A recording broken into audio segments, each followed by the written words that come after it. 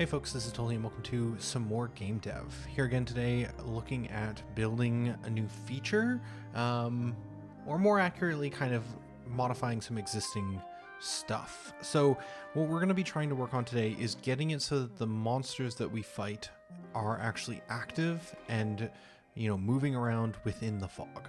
Currently, when we have enemies that are in the fog or on a unrevealed tile, they do not act. They basically are ignored for the purposes of planning and do not do anything at all.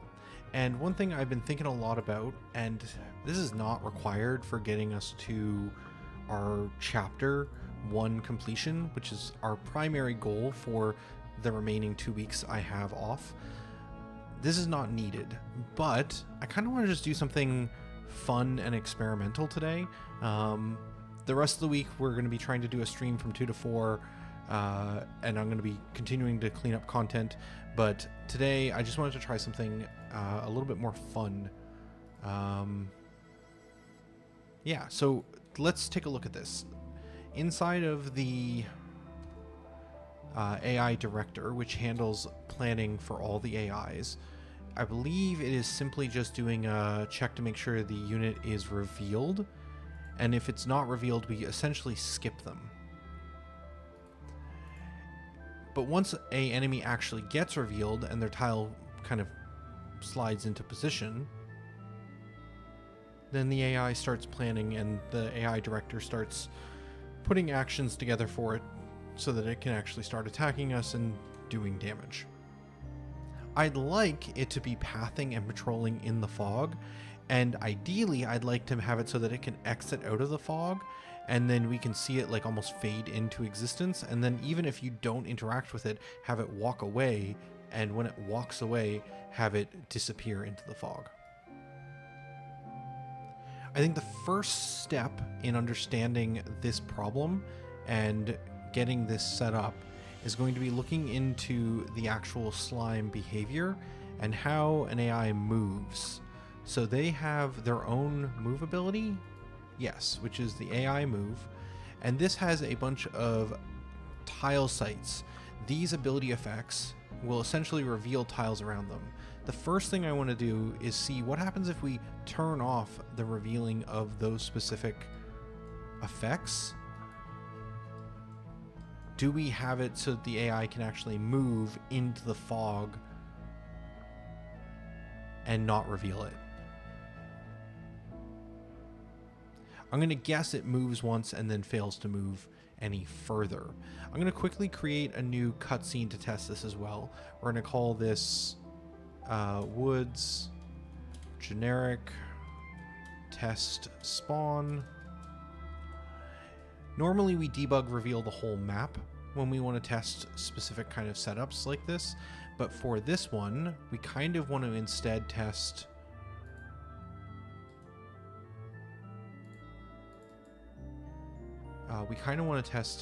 just one tile getting revealed, and I feel like the easiest way to do that is going to be to create a sequence, aka a cutscene, that plays when we enter into this room, and it's just going to have a reveal tile step associated with it.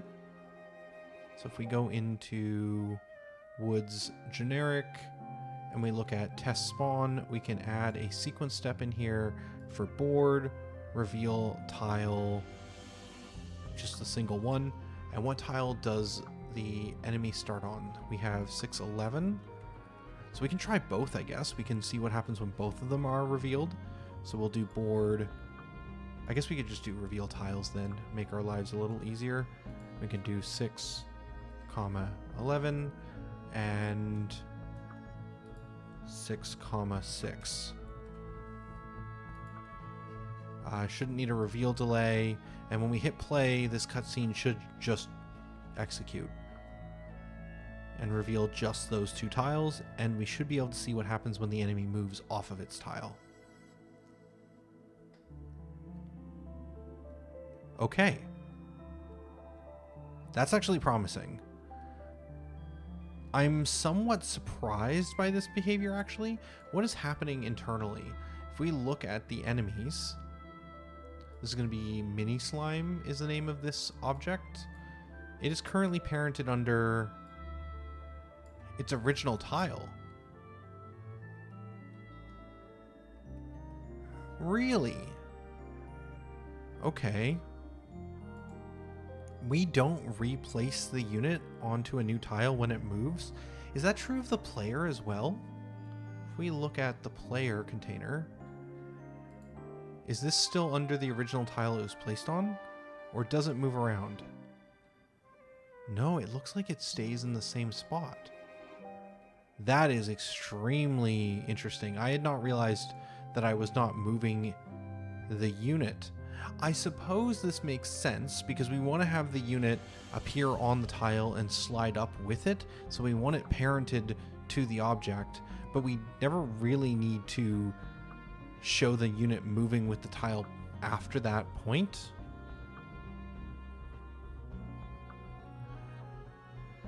If we ever made some attacks that do shift the tiles though, this would break things a little bit. So if I was to have like an attack where, you know, it does like a ripple down along the tiles, which is something I've been thinking about, if a unit was on one of those tiles, it wouldn't move with it. So I do think we want to be reparenting this object to whatever tile it's actually on.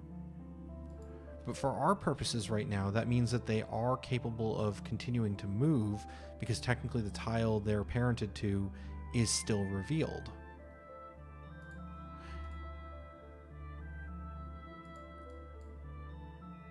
Oh, and this is not even checking whether or not the tile it's standing on is revealed. It's checking to see whether or not this unit visibility is revealed. And it gets revealed with the tile, I assume.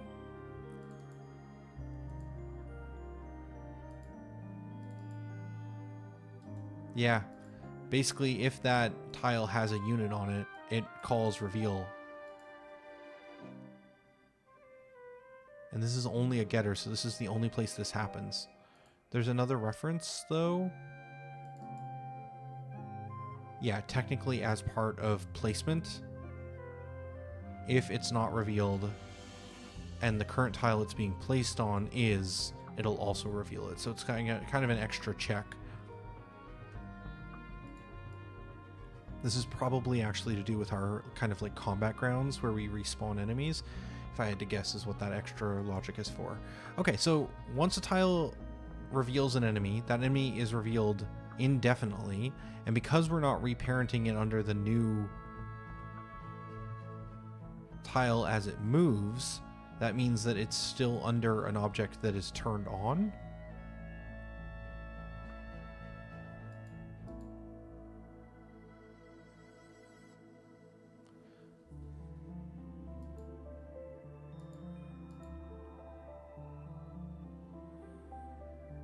All very interesting.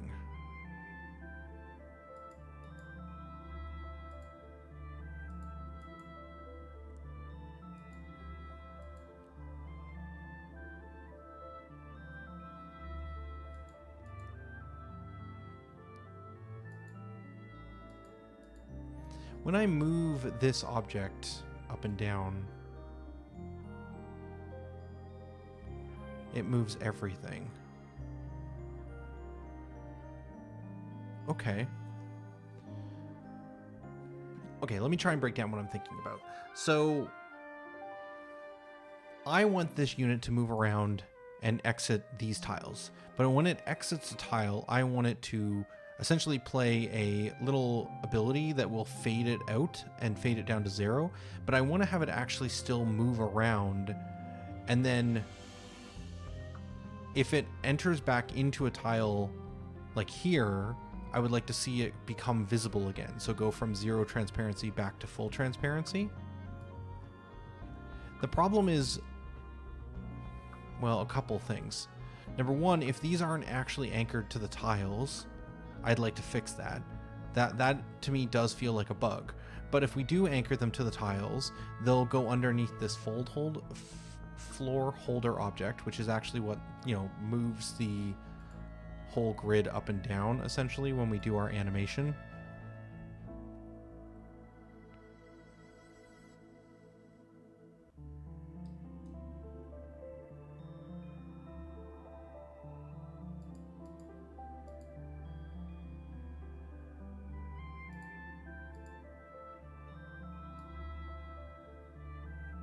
Oh, this is how we move it without it breaking and always being pixel perfect. We move this floor destination. Okay, so we want to put the unit on the tile, but if we put the unit on the tile sometimes gets deactivated, and I believe if we turn this off, it turns off the associated enemy as well, and I don't believe it will move. So if we look at this enemy and look at its actual destination for where it's trying to stand,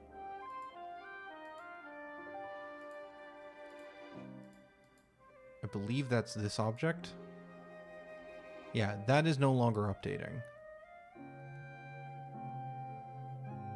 But if we turn this back on and look at this value, it does move. So it only activates the units if they're enabled.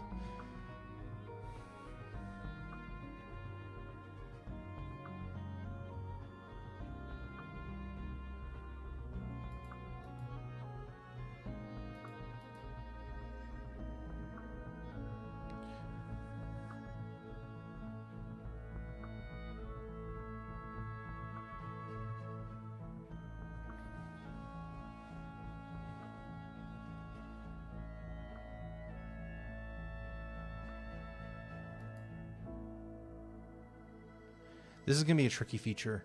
There's I knew it was going to be a fun journey to get this set up, but there's actually a lot of factors to think about here. Okay, let's break it down. Step 1, I want to make it so these enemies can move in and out of the fog, regardless of the parenting of the tiles. So what we're going to do is we're going to change the system for how a unit gets parented. If we look at the spawning logic, enemy spawn,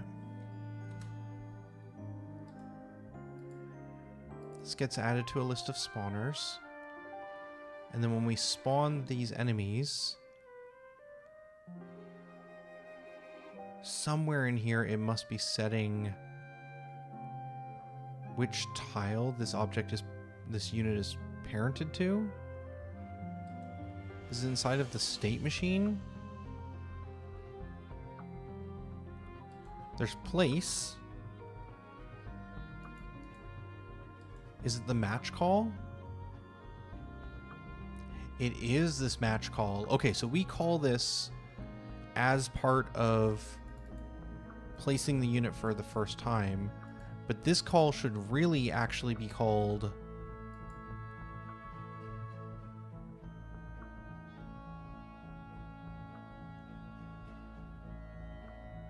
every time current tile changes, essentially.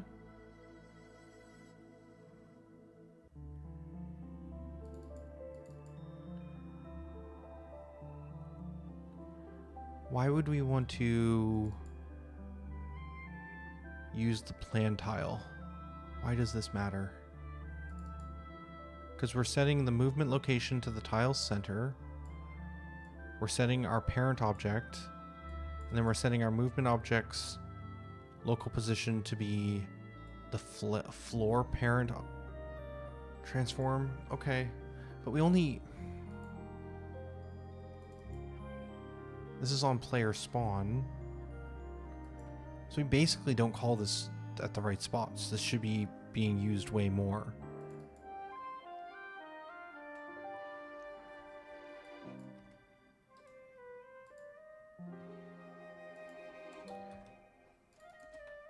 Out of curiosity, if we do set match directly after we set what our current tile is, thus reparenting the unit, how badly does the game break?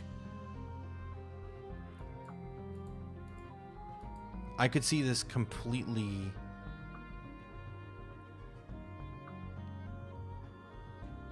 wrecking things or just working fine. Okay, it looks like it is just working fine for the player, but after the unit finished its move, it did just get disabled and never showed itself again. So if we were to track down those units, mini slimes, they have properly been moved to the tile, parented, but now they're underneath this object, so they are no longer rendering.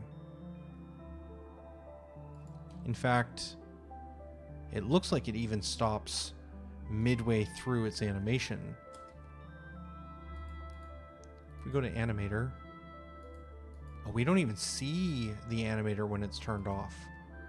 So if we drag this back out and then look at the animator for this object, oh, we need to actually look at its sprite renderer. That's why we're not seeing anything. We need to come down in here. Yeah, so this is paused midway through. And I'm going to guess that is because it is in the middle of running a coroutine, and that coroutine gets broken when the object gets put under a hierarchy that is disabled.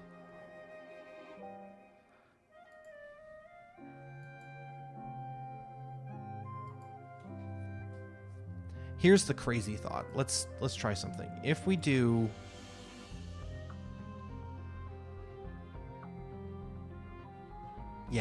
if we do match, but instead of setting our parent to the floor parent object, if we do its transform dot parent, so we parent to the one above it,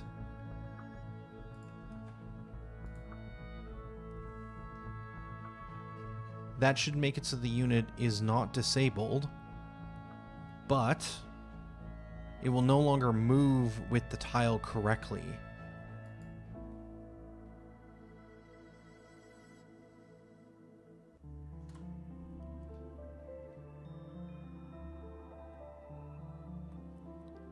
Yeah. So it's not anchored to the tile, so when the tile slides up, the unit is already there. So we do want the slime to move with the tile. We just don't want to have it move via being parented under this floor holder.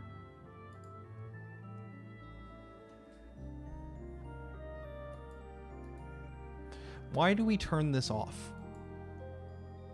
Why do we disable the floor holder at all? Is it because we want to turn off the actual geometry? Because if that's the case, we could even turn off this instead while allowing the unit to still remain parented to the floor holder.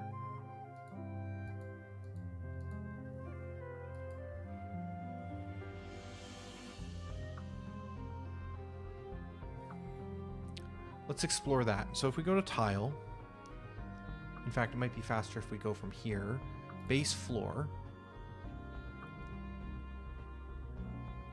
This system knows what the floor model is, but it also knows what the floor holder is.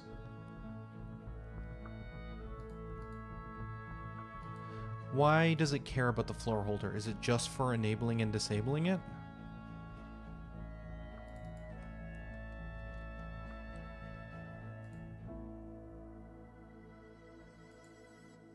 Floor object parent is not used in this file anywhere.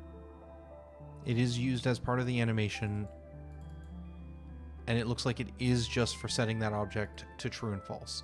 So if we move this to be the screen space snap, which I don't even think we're using anymore because this script is disabled, but this can be the object we turn on and off.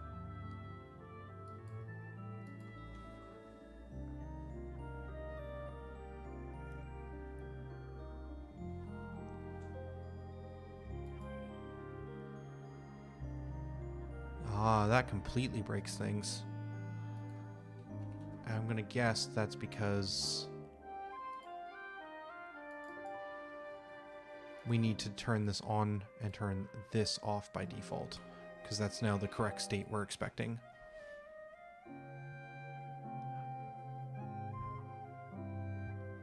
So this should allow the units to be parented to the objects, but we can see there for a moment,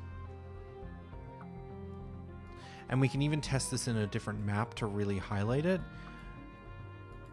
but we can see for a moment that the units are being displayed even when the tiles are disabled and shouldn't be rendering.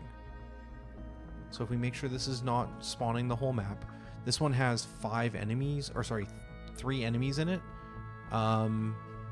When this loads up, we will see all 3 of them.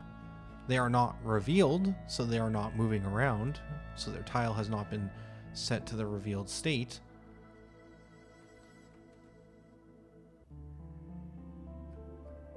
But we see that when they are actually on a tile that is moving, they do snap to it. So at this point, it did slide up a little bit because the tile came from below.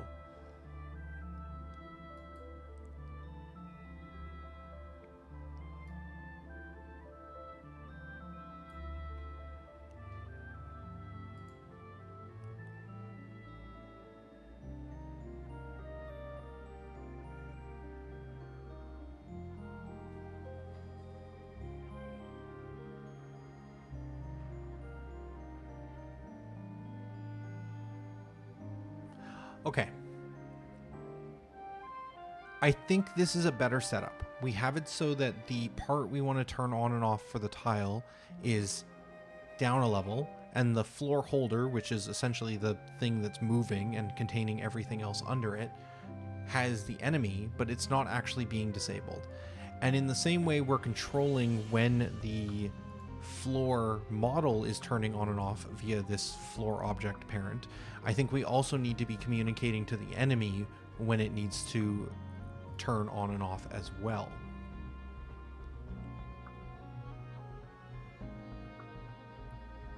Yes, I like that idea. Okay, so if we come into tile,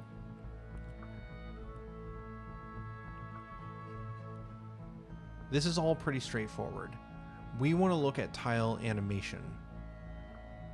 The tile is mostly just handling like loading all the stuff, but tile animation is really in charge of whether or not the tile is revealed. Reveal immediate versus spawn reveal, different types, like just all different types of revealing.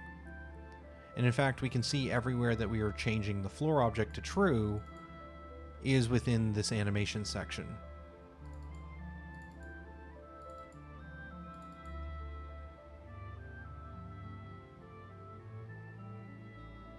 This needs to get modified now. So instead of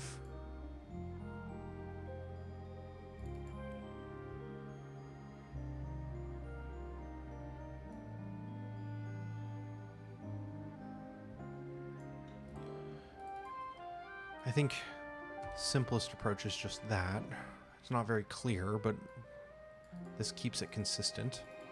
So now it's actually looking at the same position point that it always was. Although realistically this should just be able to be 0. Everywhere we're setting the floor parent to true though, we also need to communicate with that tile's unit, I think.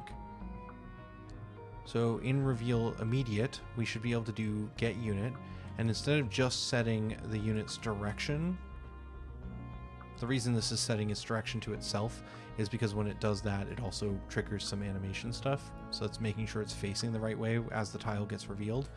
We also need to communicate to that unit that it is revealed, which is part of its visibility. So we have the concept of a visibility on a unit, which currently has the unit calling the spot ability. I think in our new world, this likely gets changed.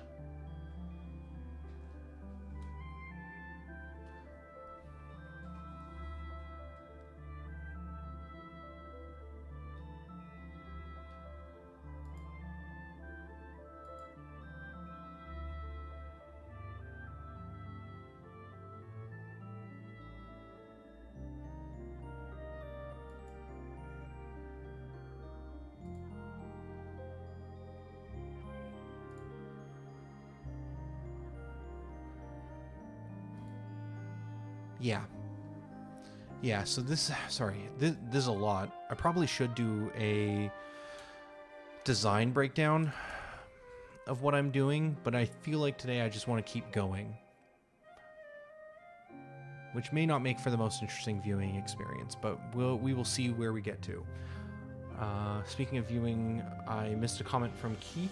Hello, and glad to see more development. Hope your day's going well. It is. We're kind of playing with something kind of unnecessary and more polishy today, but we're trying to see if we can have the enemies essentially moving around in the fog, and ideally entering and exiting that fog and actually seeing them fade in and out of existence. So right now the enemies are always visible even when their tile isn't revealed. I'm currently trying to see if I can find a way to make it so that the enemy is alerted when it is visible versus not visible.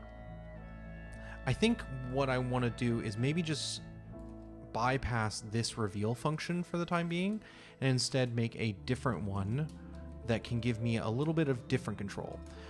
Again, for the AI, we may eventually want to make them still do this spot ability when they're becoming revealed for not the first time, but whenever they are going to a revealed state, we might want to call this, but we will re-add this once we better understand how we're going to be turning them on and off.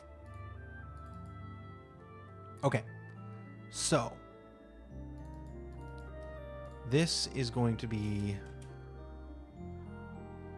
setting whether or not we're revealed via a bool instead.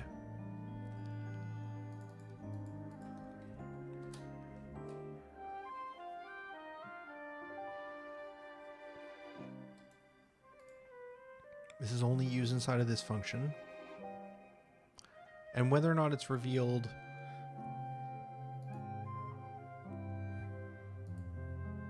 is mostly only checked by the AI system, which again makes sense. For the player, they'll always be revealed.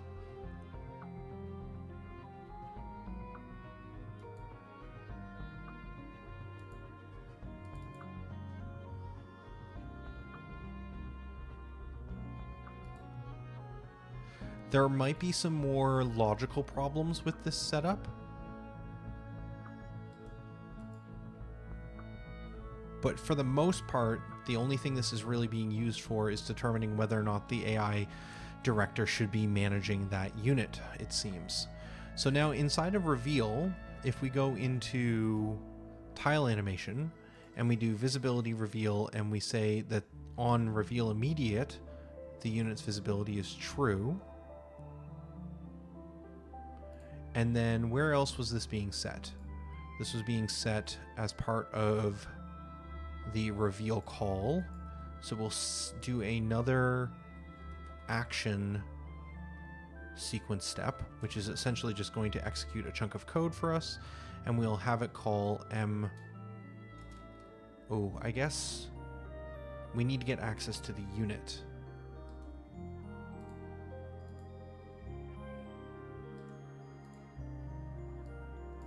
Okay, what we'll do then is we'll break this logic out into its own function that we can repurpose in a couple of different spots. So we'll do get tile and then set its reveal to whatever this value is. This should really be renamed to set reveal. Let's see, set reveal, set unit revealed. And this should get renamed to set reveal. Here we can then go back to this action and it can call, it's going to have to do a lambda because it can't directly call a action with a parameter. So we'll just have a lambda that just, in this case, sets the unit to revealed. Still need the semicolon. This is for revealing. This is only ever, this reveal call is only ever making the unit visible. And then this is for vanishing a tile, which is when you exit the room essentially. So we'll do the same thing here and set the unit to reveal false. I believe that will make sense. Now the other spot we're going to need to change the visibility, which is going to be new, because this wasn't the case before that this could even happen, is when we place a unit, we're going to need to check to see whether or not that tile is revealed or reveal in progress, which is essentially checking to see if it's animating. And we should really track this as a bool for current tile revealed, because we're going to use this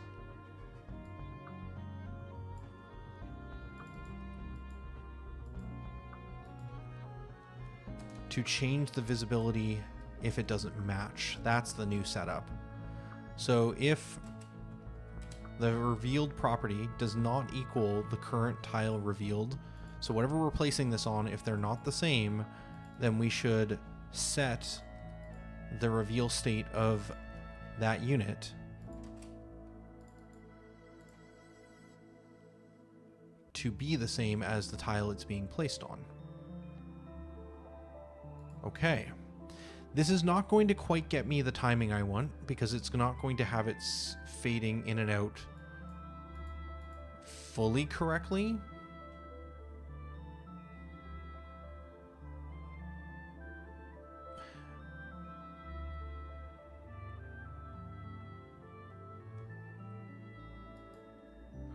We should go back to H7, in which we were kind of debug. Through a cutscene, we were revealing these two enemies, and now we should see them move and then stop moving like they were before. And then once they're off the tile, they'll stop moving around because they're on a tile that is no longer revealed. So that is working. The next step is going to be making it so when that unit is not revealed, we need to turn the unit off, essentially. We need to make it not visible.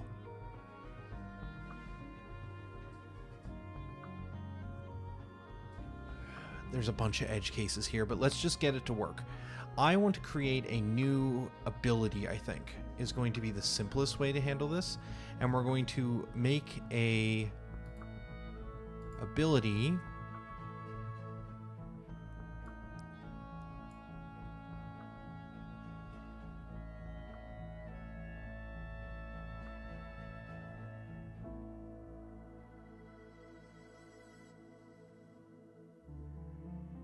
that should mostly be a copy of transition enter. So we come into AI. We're going to make a become visible ability. What does this one do? This is doing some board stuff. This is all fine. We don't care about any of this. We don't need any of this. It doesn't need to be on spawn only, but we can make it so it's enemy only. Maybe self-targeting? This part I'm still not sure on. No, it can't do self-targeting without a bit of setup. I do think it needs some sort of ability target.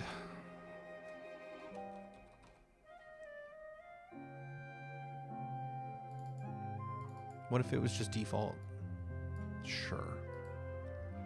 Is there an even more, like, guaranteed version of this that just says this is fine? Do we have one that just says true?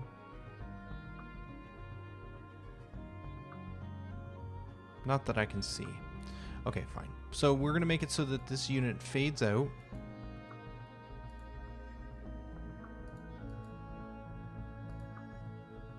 We don't need any of the grid movement stuff. We don't need any of the delays or the tile branching.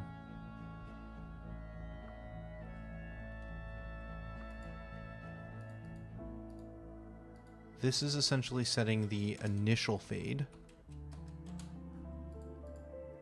and the initial tint. And then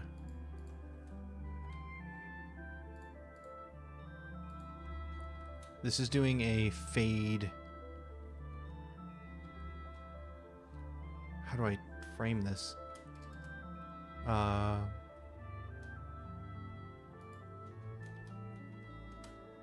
This is going...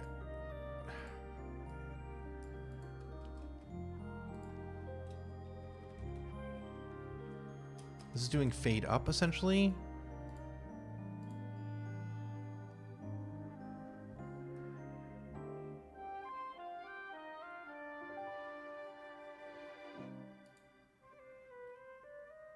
Over 0 duration, it sets the alpha to 0. Then it sets the alpha of the flash color to 1. Then it fades up the sprite over a few seconds, essentially the time it takes to walk twice. This version could be variable, so we could make this duration whatever we want.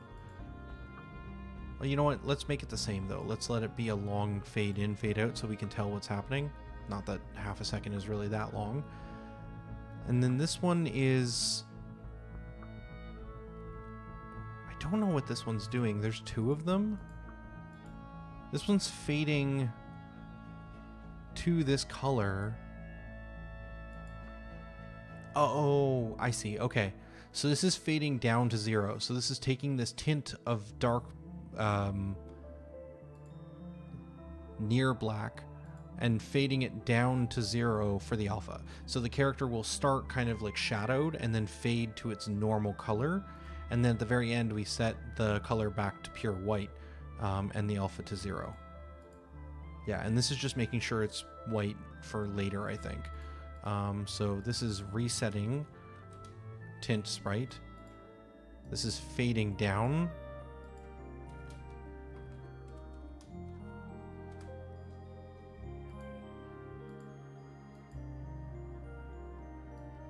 Just say fade down tint sprite. And then we don't need this logic anymore. Default targeting. And the outro and the intro don't do anything at this time. So all this ability is doing is saying set it up to an initial state where it is invisible and it is tinted near black, and then fade up to 1 so it becomes full transparency while fading the tint down, and then reset the tint back to white. So that should work. That is a become visible ability. If we go into the enemies, we're going to need to add this to Mini Slime. This is also going to force me to do something I've been wanting to do for a while as well, which is all these enemies are their own unique prefabs. I do believe that we should like standardize what an enemy is and then make all these other enemies variants of whatever that base one is. Trixie with the hydrate, appreciate.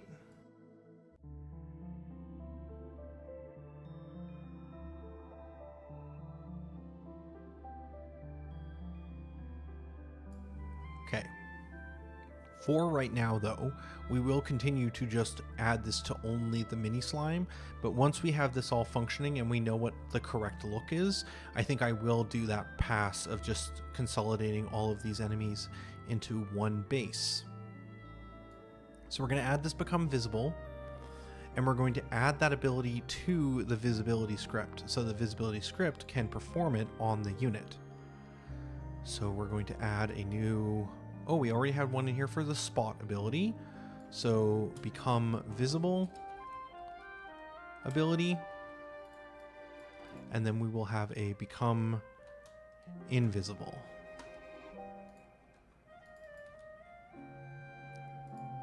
And if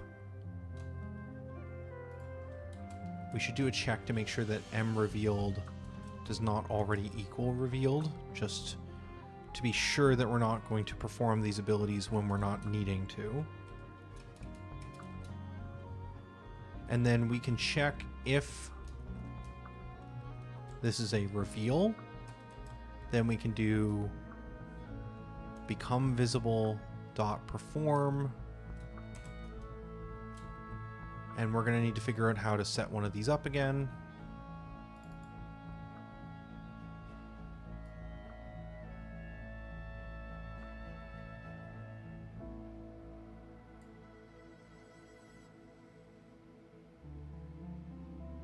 Sure.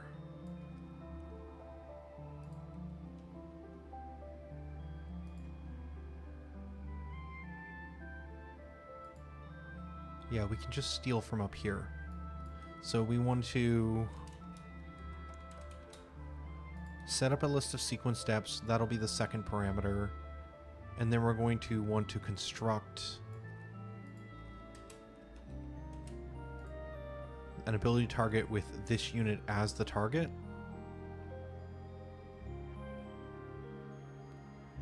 But instead of queuing this up as a response, I think we want this to essentially play immediately. So we're going to give that a shot. We can do start sequence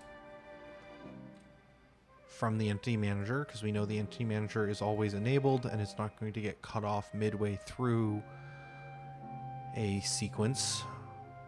So this is just a, really we should have like a centralized one for this, but I think we do this a lot. Yeah, we use entity manager all over the place as kind of like a base default mono behavior to get access to.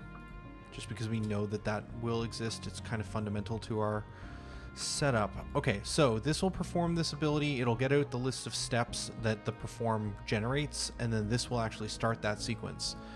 Then we just need to do the opposite. So when we're no longer revealed, we need to do the become visible.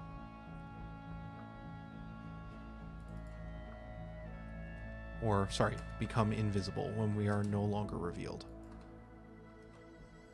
Perfect. Now we just need to hook up the two abilities, which we've only made one of them, but the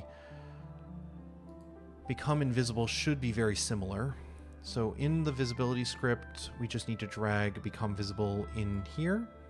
And then I think we could just flip this one. I still think it's going to be faster for me just to copy transition exit scene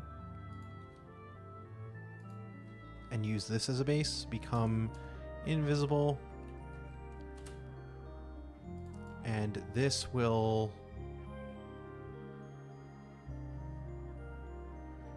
Oh, it does stuff differently for whether or not it's a player or a unit. Oh, that's because when we exit, we want to change screens, but if we have a NPC or enemy leave, we don't want to do that. Okay, we don't need all this logic then, so we just need these two pieces, I believe, which are going to be tinting the unit. For now, we'll make the timing the same. We're going to tint the unit to this dark color and then setting its alpha to 0 as we do so. So it'll look like it becomes shadowed and leaves. We don't need any of this other logic for now. There's a good chance that I'm going to need to rework this a little bit because I might want this to happen as part of the enemy's move, which is going to be a little trickier but still possible. But I just want to see if this most simple version will work. So become invisible. And we will need to... Oh shoot, no, we don't want to drag that in from the project. We want to add it to the prefab and then drag the reference of the object under the prefab into here. Perfect. So now the mini slime should be able to perform those abilities. It will walk off the tile and then hopefully fade away and then stop moving, because right now if it's not visible it doesn't act. Ooh, we did see some errors. Sprite renderer unassigned.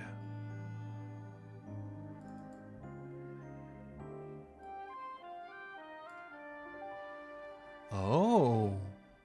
Okay.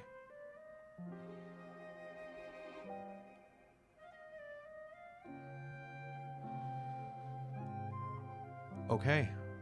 Something about this setup is not going to work.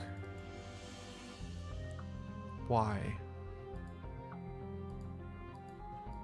This should be hitting the target. These should all be hitting the target as well, because the target is the unit. So inside of Mini Slime, perhaps it does not have something set quite yet. Maybe there's a initialization issue. Because it's complaining that the animation does not have a sprite renderer. Does this get manually set as part of a init? Or is this just something that previously the AI didn't need? Interesting. I think it's just something the AI didn't need, and I didn't notice it wasn't being set. We'll also need to give it a transparent and alpha clip material as well. That's going to be tricky to track down, so let's just take a look at the player and see which ones it's using. So the player currently has its material for when it is transparent as the bottom most one here, and this is the second bottom. So it's both the sprite ones. Easy. Because we're going to fade, we're going to need to be able to swap back and forth between a transparent versus alpha clip. So alpha clip goes here, transparent goes here. Now the mini slime should have the correct information for the ability to be performed on it.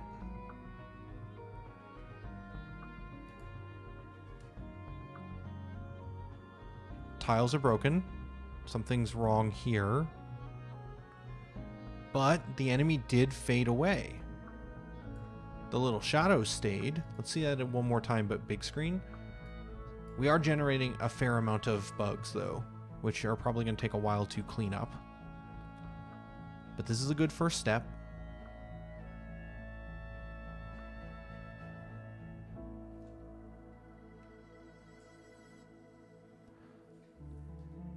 Okay.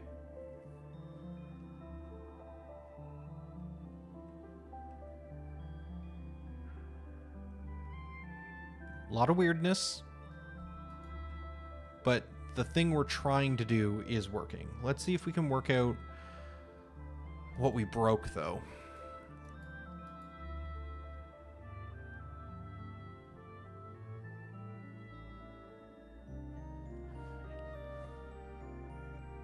Does the player use this same visibility? I'm going to guess yes.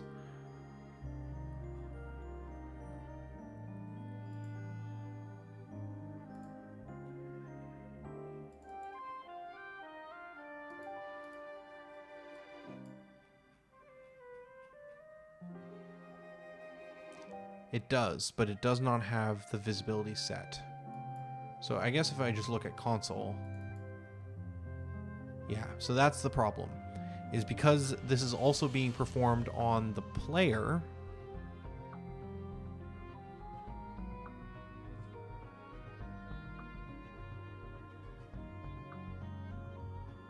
Because we're doing this inside of like the reveal logic at a fundamental level, the player is also being affected by it, which is not my intent. Okay. We're going to ignore the player, because I do think the correct version is to move all this logic to be inside of the AI's move.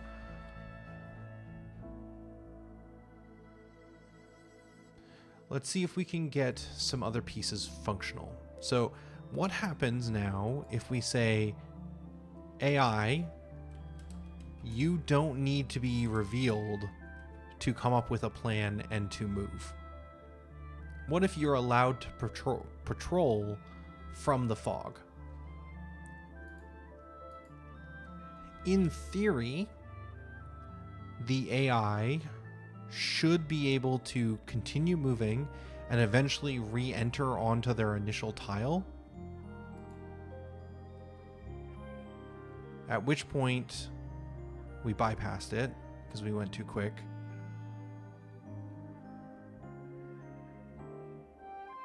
So the unit fades away. If we go very slowly though, it does fade back in. Cool. I want to zoom in a bit because I want to better see what's happening. I think if we're moving too quick,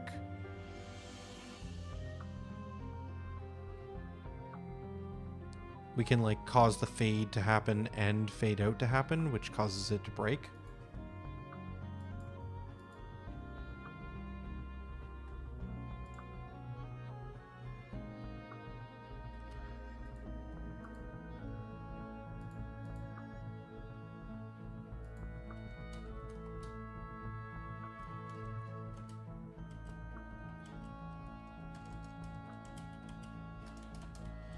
Wow. Become visible. Return. Okay. If either of these equal null, just exit. So we stop seeing the errors. Because I think the error is what's causing the tile to break and the unit to get into a bad state. So I just want to get rid of the unit popping because it's distracting. And then I want to modify the become visible and become invisible.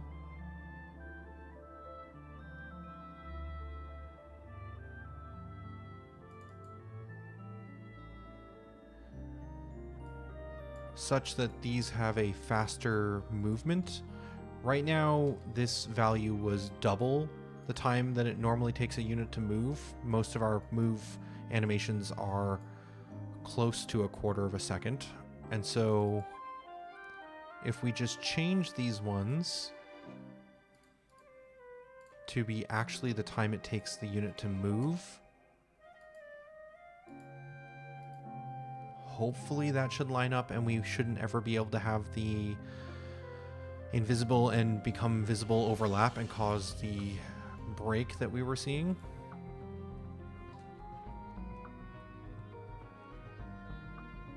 So I'm just going to move as quick as possible. Yeah, and the unit fades out and fades in. Funnily enough, the shadows are a bug, but it's making it much easier to track where the units are. So it's kind of fun. Just for me and testing purposes. So the major issue though now is that when the unit moves onto the tile, that ability to become invisible or visible is playing at the moment that they end the move. The moment they actually enter into the tile is the moment that the fade happens. I think I would like to have that happen as they're moving onto the tile or moving off of the tile. And this is where we come back to the AI move. I believe this will be the easiest spot to add this logic.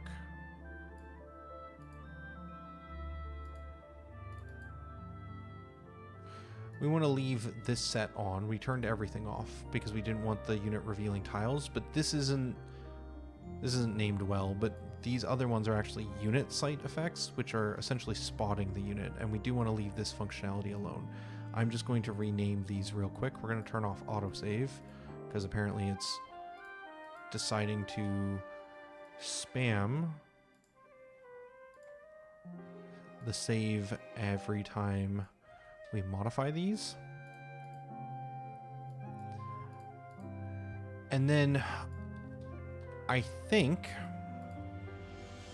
there should be some way for us to know that we are moving to a tile that is revealed or unrevealed, and potentially change the visibility at this moment. Yeah, so we have a move to tile, which calls traverse, and for a walk movement, this triggers the animation. Once this animation is fully complete, up here is where we call place with direction, and this place call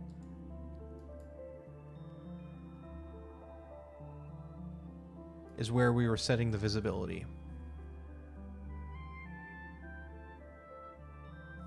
What if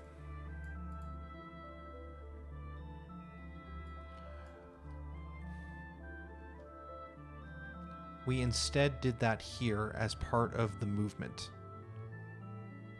It feels a little too embedded, but I think it should work. If at the moment that we go to move to a new tile, which we should know which tile we're moving to. We don't know here because at this point we've extracted the data out. Here we know where we're moving to. So if we do a check to see if the tile animation is revealing, we can get its current status, and then we just need to get this movements unit, which should have a reference to its visibility. Now we will be setting the reveal or not revealed at the moment that we start the movement. And because we've made the movement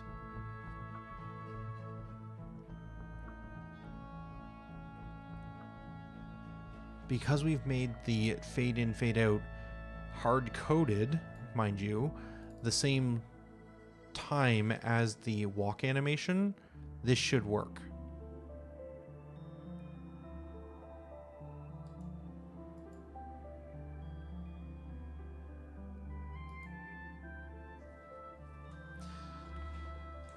There's a world in which we might want to pass this information in,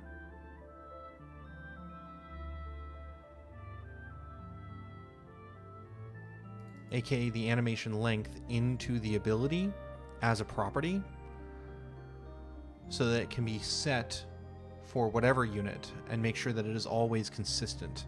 I was originally thinking I was going to need to put the become invisible ability stuff into here and have some sort of like logic to check whether or not the tile we're moving on to is visible or not. But this does work. The question is, would it be better still to add it here? I'm going to ponder that as we test.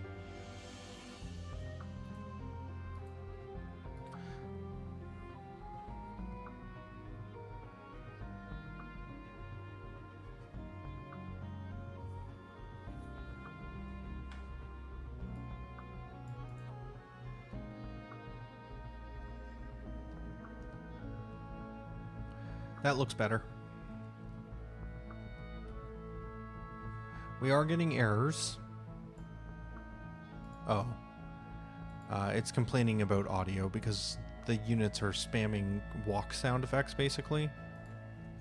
We're just gonna disable that for now. Nothing really bad happens. We're just missing audio. Like it just can't find the sound effect to play, or a pooled object sound effect component to play, and so it's just like missing it, and audio will be just not playing. But it's not the biggest bug, and it's not really a huge error that we need to worry about right now.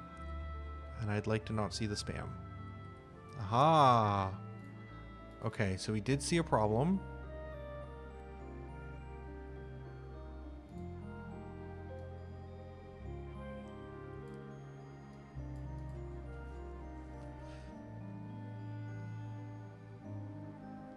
If we move too fast, it does look like the animations can break still. Not sure how we managed to do that. Yeah, if we just move too quickly, the unit can get into a fade and fade out at the same time.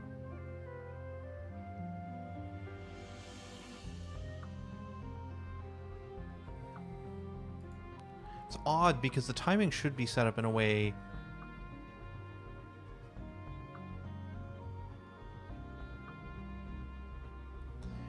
it might be because of the unit still manipulating the visibility. Maybe there's some sort of issue here. I think we will need a check in this location to change the unit's visibility based off their initial placement.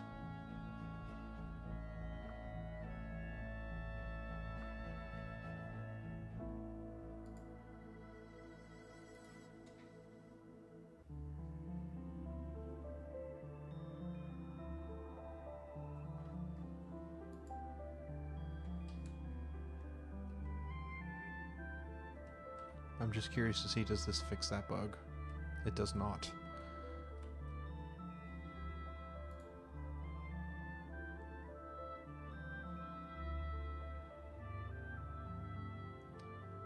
Yeah, so if you move fast enough, you can get the enemy fading and unfading on the same frame, essentially.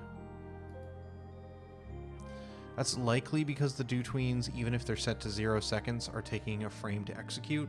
And if we're doing everything perfectly, you could start another ability effect to modify the unit at the same time.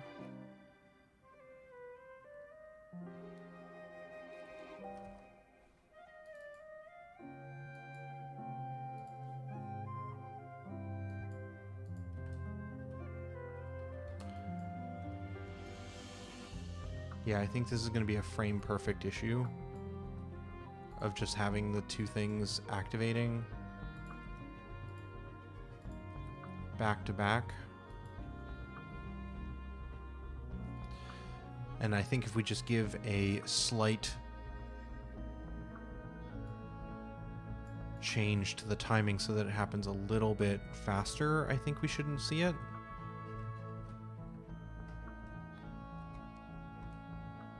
Yeah. I think it's just something being one frame behind, and then we get some small overlap.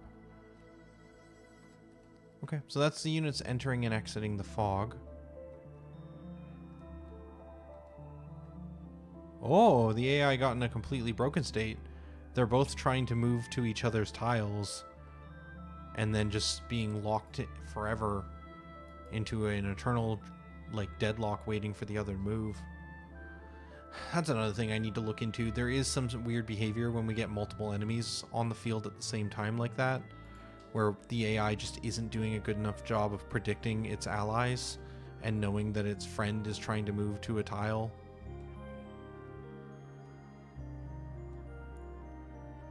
I guess actually that issue is more the fact that the tile it's trying to move to is the tile it's on.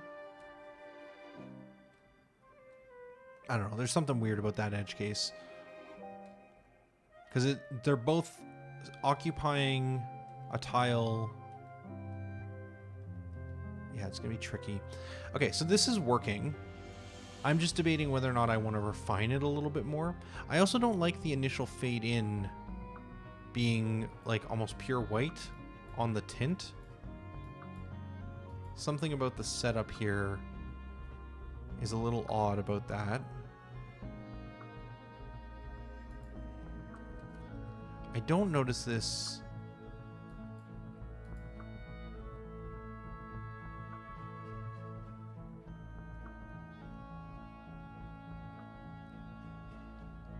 The alpha here should be 0.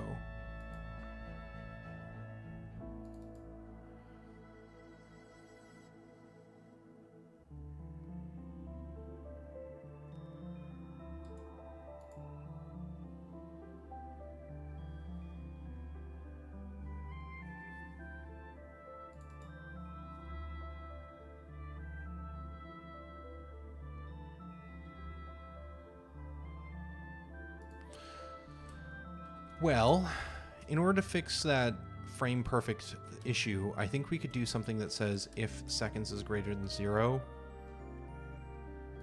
do this. Else, I think we can just do material set float directly to target alpha.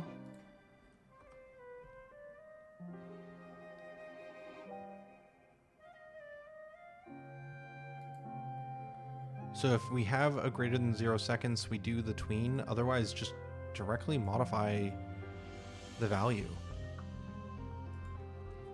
That seems like a good change. Same thing here, same thing here. I can't initially think of a problem with this setup.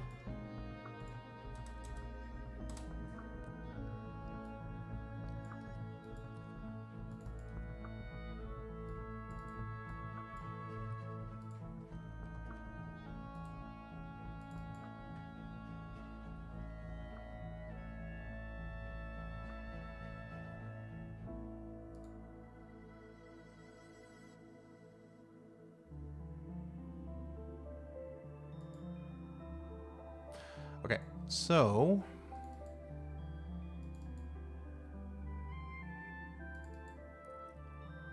I don't think this really fixes our issue though. I don't know why they're getting tinted to like a really glowing white color. I'm gonna guess it's a weird... Well, let's check. Maybe this is the problem.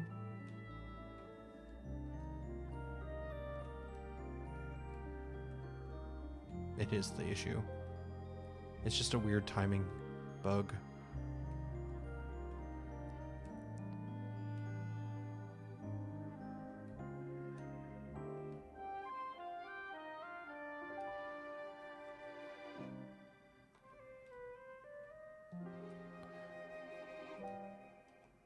Just out of curiosity, if we add a few more of these, does this continue to work correctly as there's more space for them to move through?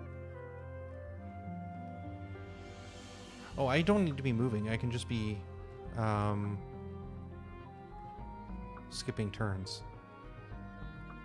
Weirdly, that is not as smooth, though, when I'm tapping through these. The units totally pass through each other for a second there, too.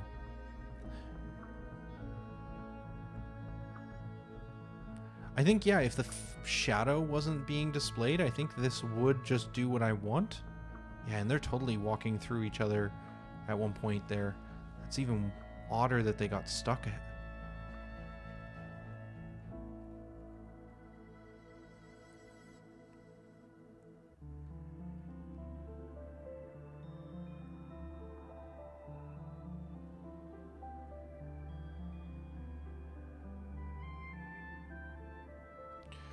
Okay, if we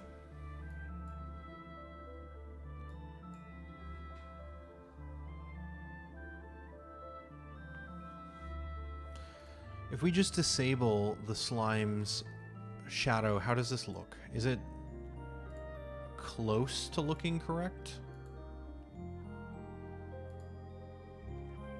Oh, we can turn autosave back on again.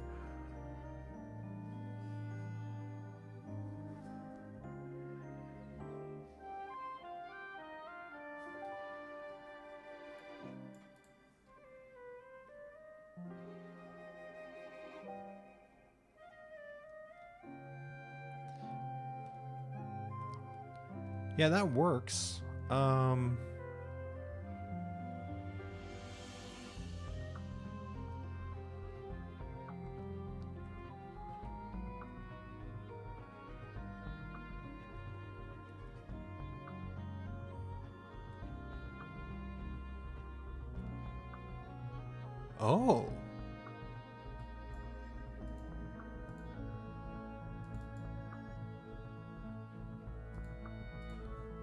Okay, so if we're in combat, the system breaks.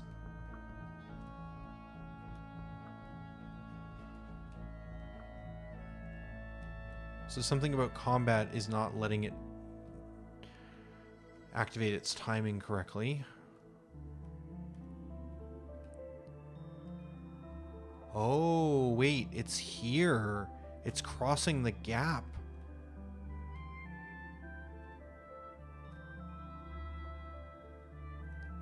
If it moves between a revealed tile to an unrevealed tile and then into another revealed tile, something about the timing is too quick.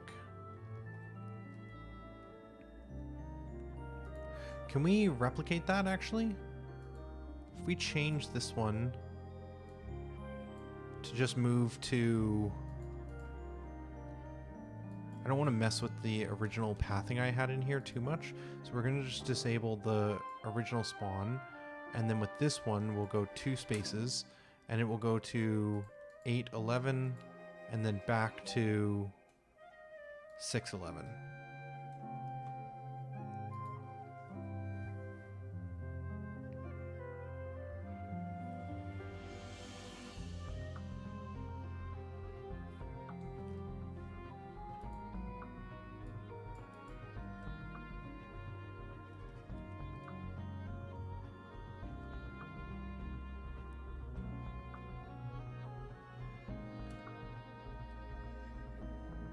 Got caught.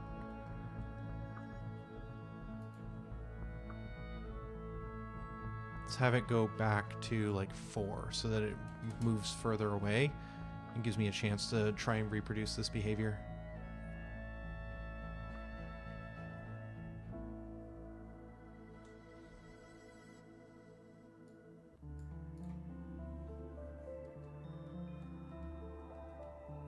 So we're going to wait for it to... I think that's a different one.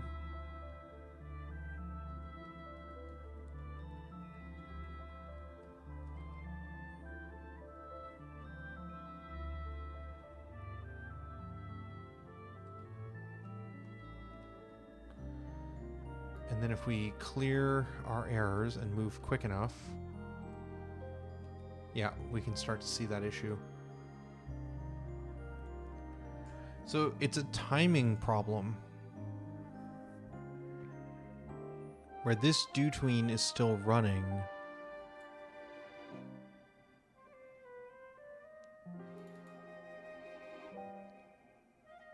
But we have set it back to the alpha material.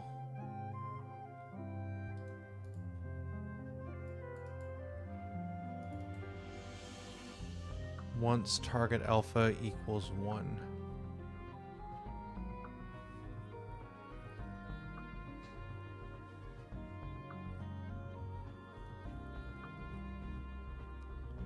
Interesting.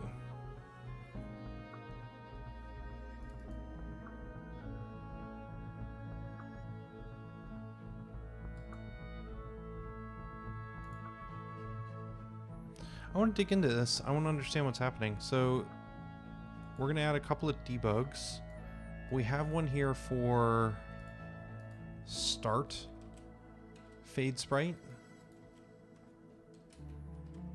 Actually, even more so important, or the even more important thing is probably just adding a debug in here, which is going to be debug.log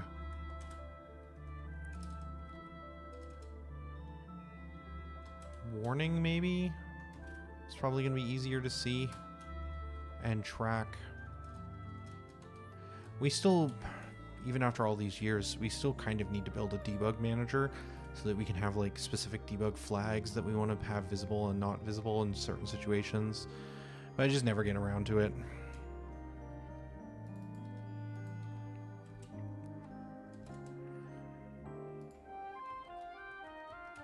I want the frame as part of this as well.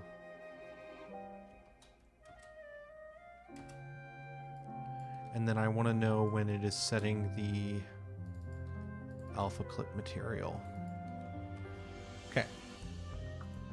Now let's see if we turn off the other enemy so we only have to deal with one. We can hopefully get a better idea of why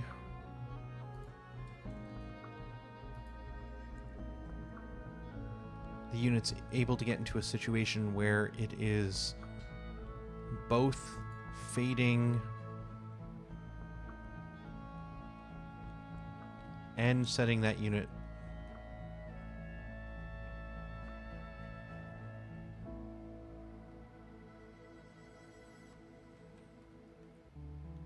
Both fading and setting that unit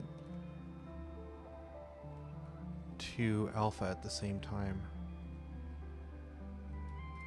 Okay, so we're seeing tons of these warnings that I have set up.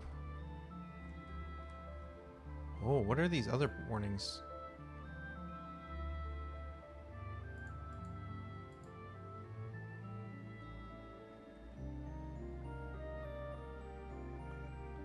Oh, odd. This is a UI system we're currently not using.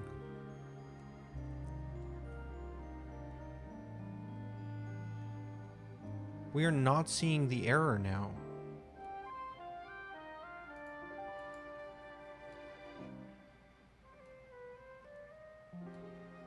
Super weird. So did it rely on having 2 units? Is the bug actually to do with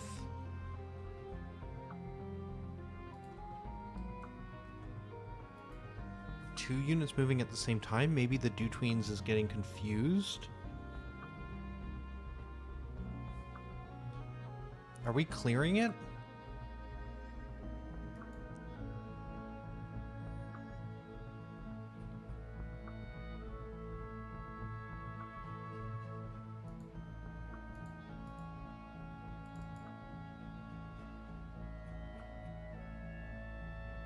We never call clear on this. This is set up here.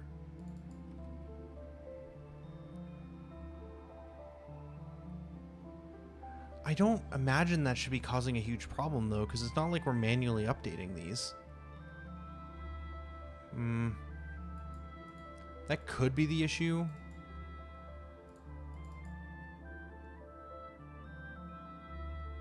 Like some sort of maintained values in between calls. That still seems like it shouldn't. We could instantiate the list each time we execute it just to be 100% sure that's not the problem, but let me see if I can reproduce it with both the units turned on. Kicking myself for only just learning this, but you can do debug.break and it will pause the Unity editor at the exact frame. I will say in 15 years I have never done that. So that is news to me.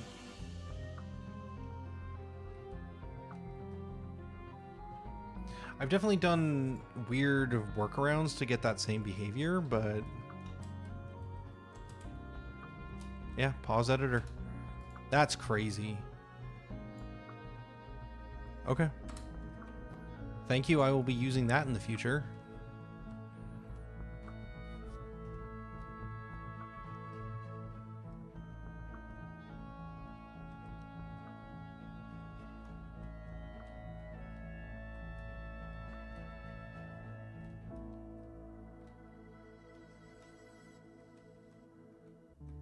Yeah, I can't reproduce the issue. Oh, there it is.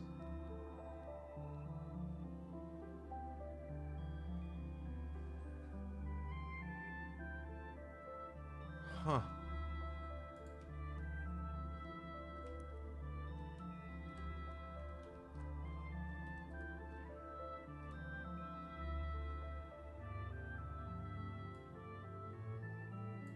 Yeah. Let's turn on the warnings and see if we can get an idea of what's happened.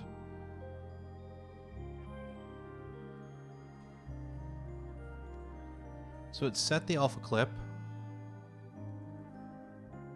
and then hit the error.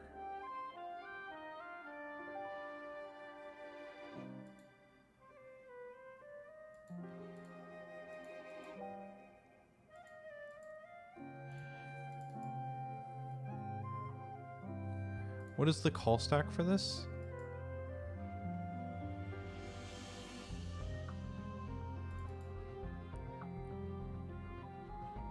These must be getting out of sync. This must be getting updated the frame after all of this other logic is set up.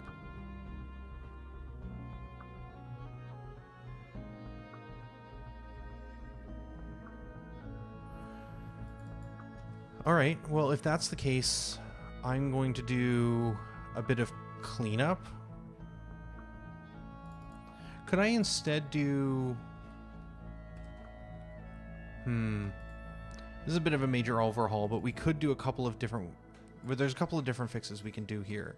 We could check each of the Dutweens that we have initiated and see if...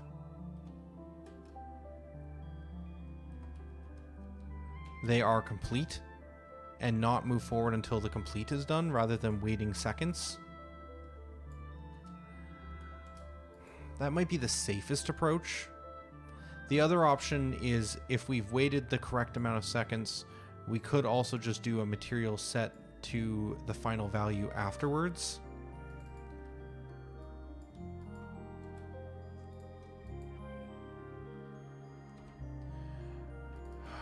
This is inside of a for loop for each of these, though.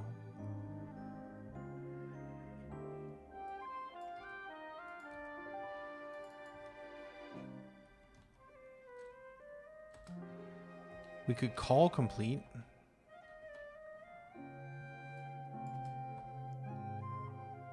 That might be the simplest solution, because I'm assuming that's going to internally...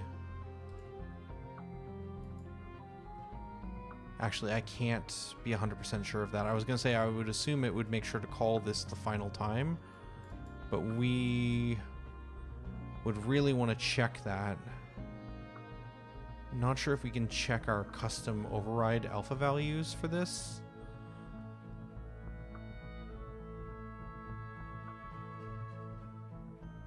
Just says completes the tween. I don't know if that's going to make sure that it sets everything correctly.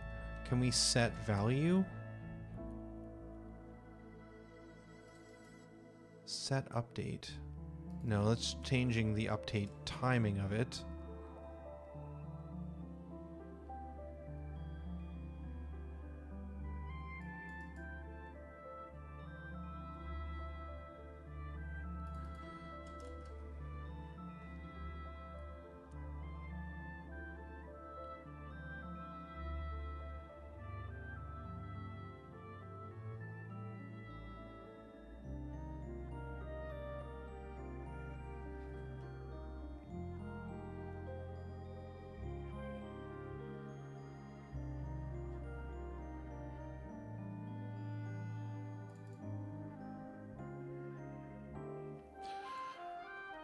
Let's just try it. If we call complete, that should clean this up and not have it be updated at the very least.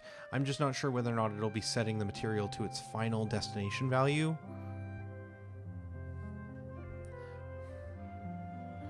The right option is setting up a custom wait for that's checking to see when this is done.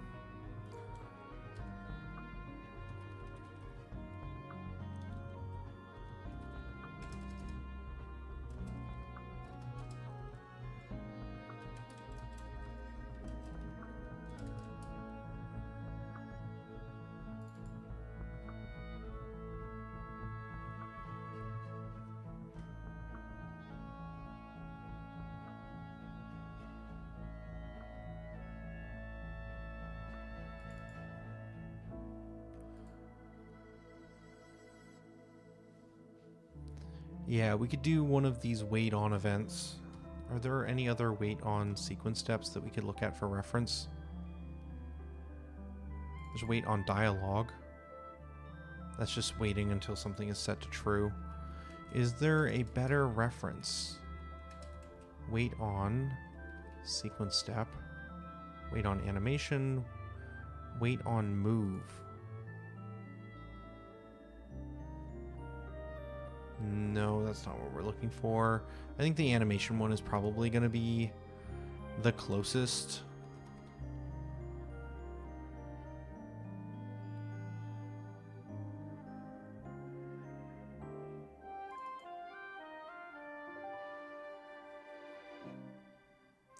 Yeah, okay. So I'm going to try setting it up the same way as wait on animation event. I think this is the better approach. Rather than waiting for the amount of seconds,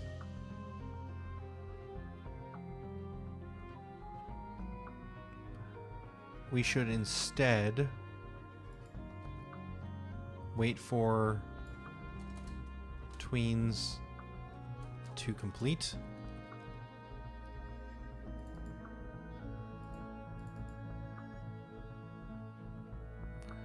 And then we will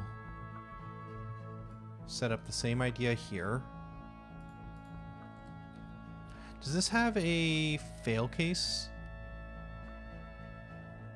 It does not. I guess that's never been a problem before.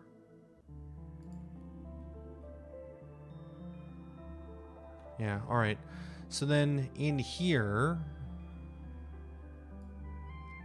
we can go check through each of the do tweens.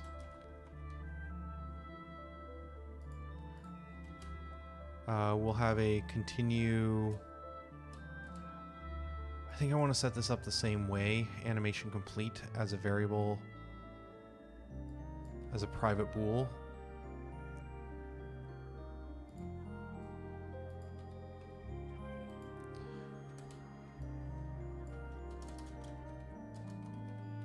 This can be tweens complete is false. Before we call this, we'll set it back to false just to make sure that it is not maintaining its state incorrectly in the future. And then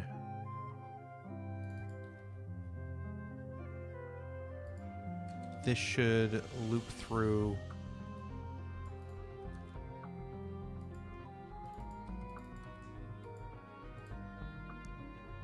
until this is equal to true. Actually, you know what? We don't even need this because we're going to be modifying this pretty consistently.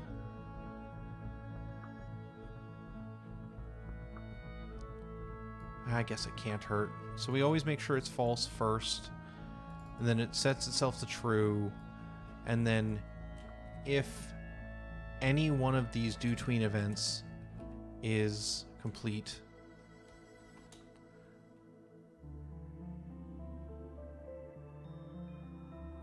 returns false if the tween has been killed.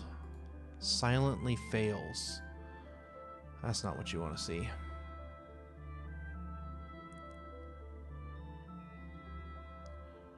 Okay, it looks like active is the other value. So if the tween is not active or the tween is complete, then we want to set that this is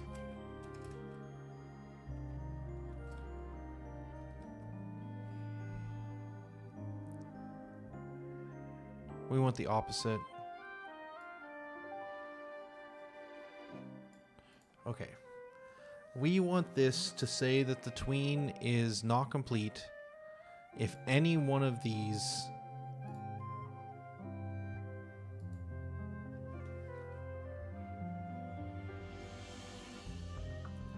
if the tween is active and it is not complete, then set the tween to false.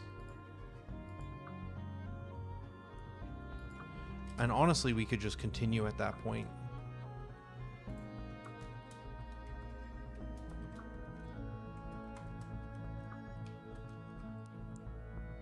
And we know we can wait until the end of the frame.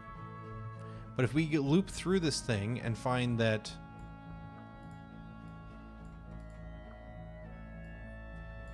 the tweens are either deactivated or completed, if all of them are in the good state, basically, then we'll get to the end, yield for the end of the frame, and then exit out.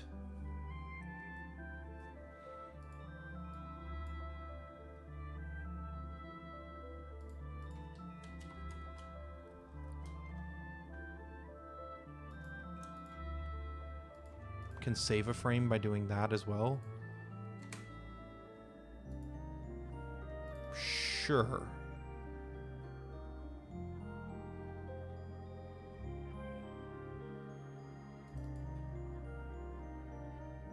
Right. We want to rename this function as well. Okay, so instead of waiting for X seconds, we will wait for the tweens to complete, and the tweens will not be complete until this logic is done. At which point, if we are setting the alpha to 1, we'll want to set this to back to alpha clip. Do we need the same thing on tint?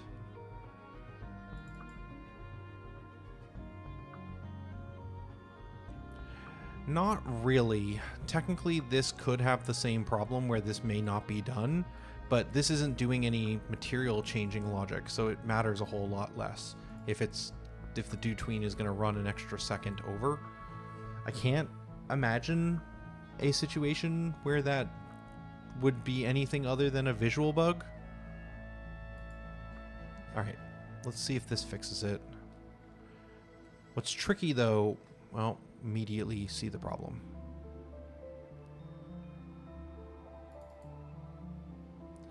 I'm gonna guess, because that was so quick,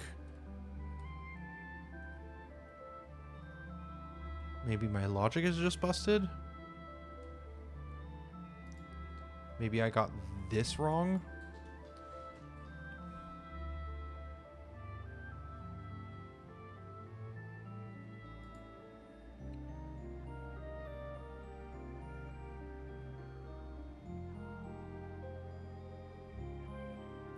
In this situation, there should also only be one tween.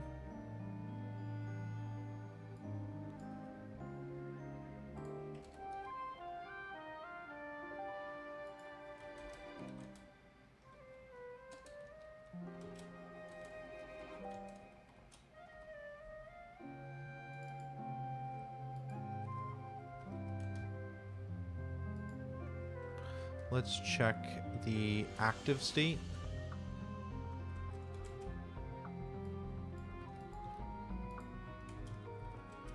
And let's check the complete state.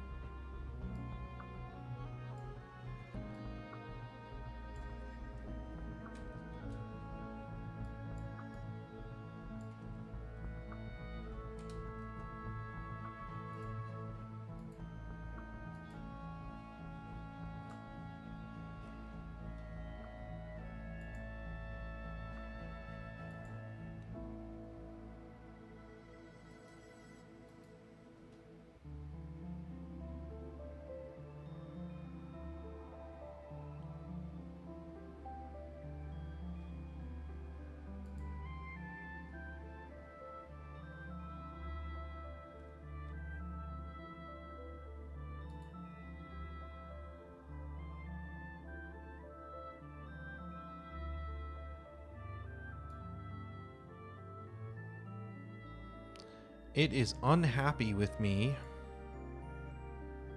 trying to check the tween after it's been killed.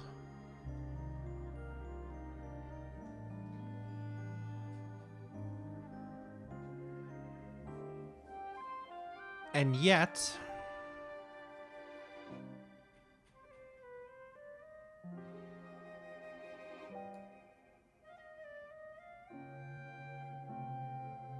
we are in a situation in which this tween, at the very least, is still running.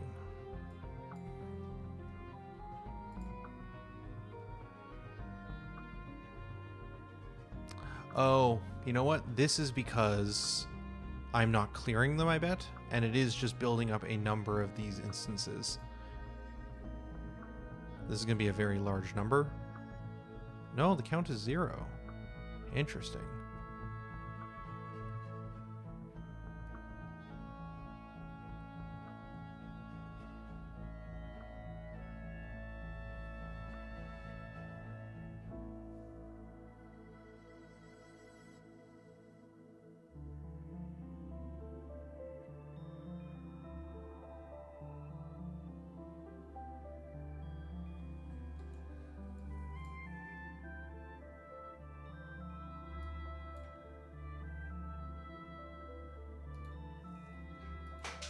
Oh, we didn't log these as...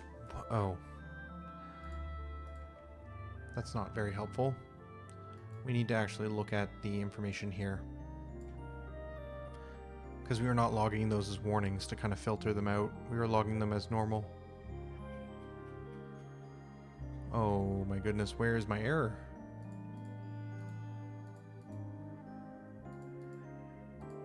Select this.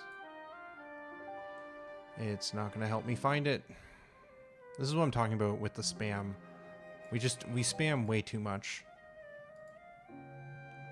It's another thing I should do as cleanup at some point. Log warning. This is the behavior that should not be emulated.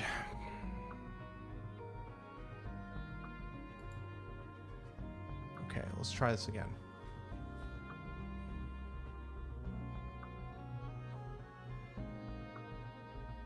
Like, I could just call complete, and that would validate that they are in a good state. But it doesn't feel like I should have to do that.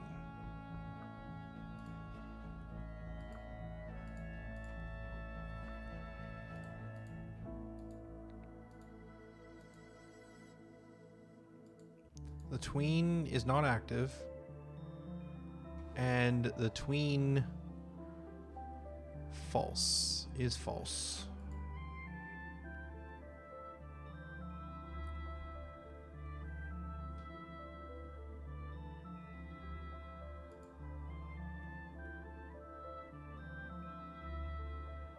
So it makes sense that we got out of this loop, but we're still seeing this error. But we don't know which slime is producing this error. It could be that this data was correct for one.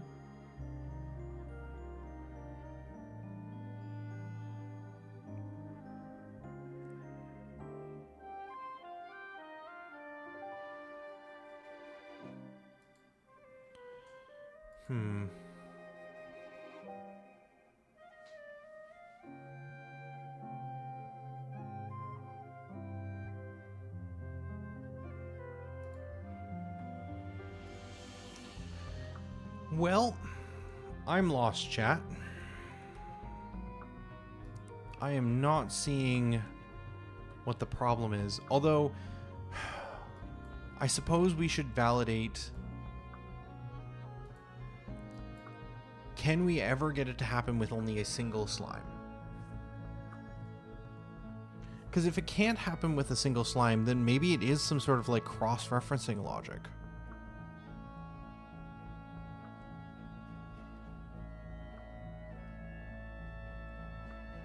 No, we got it. Okay, so it can happen with only one slime. It set these values to false. It says the tween isn't active. It says the tween is not complete because the tween is killed, so it's not going to give us any information about it. But then we still get a update call from the update system that is saying that this thing is still active, basically, and updating it one final time. So I guess we can't trust... Sorry. I guess we can't trust this to really be done.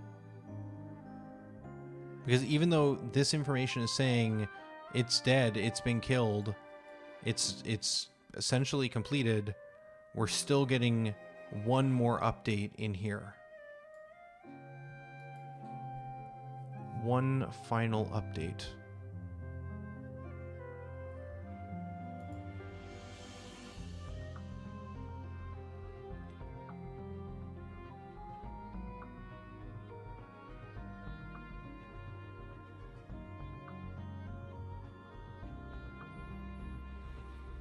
Okay. I'm going to give up trying to do it the quote-unquote correct way. We're going to go back to waiting for seconds. We're going to make it so that we're not waiting for the coroutine, or for the tweens to finish in this way. Instead, we're just going to wait for seconds, and then once those seconds are up, we're going to loop through... I'm going to just steal this data. We're going to loop through the tweens.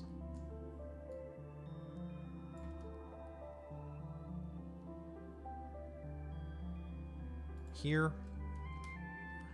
and we are going to call complete on them,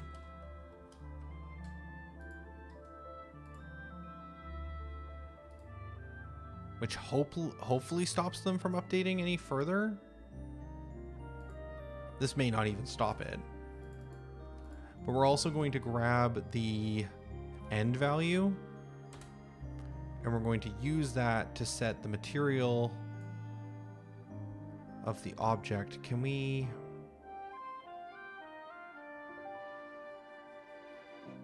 Well, we'd have to loop through everything again. Oh, that super sucks.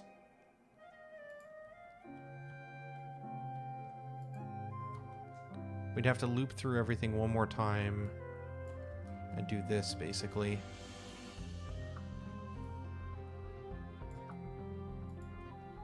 To validate everything is in the correct final state.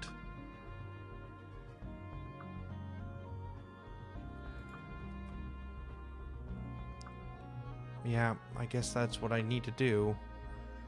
We could also store a list of these objects, so we have a list of all the materials we're going to modify, and then we could just loop through the materials and set them to whatever the target alpha was.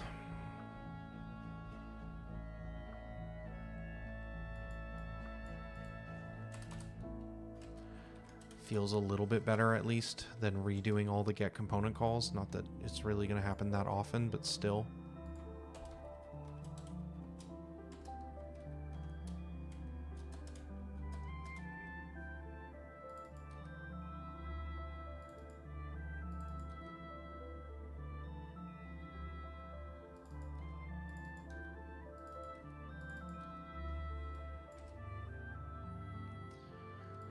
Cool. Does that fix it?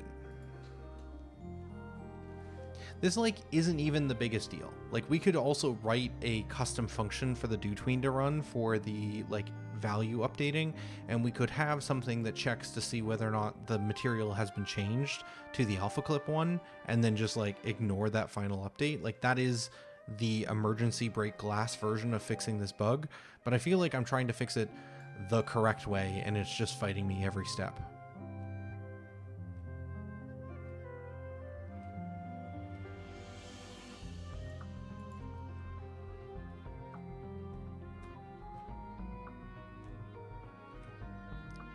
Still happening.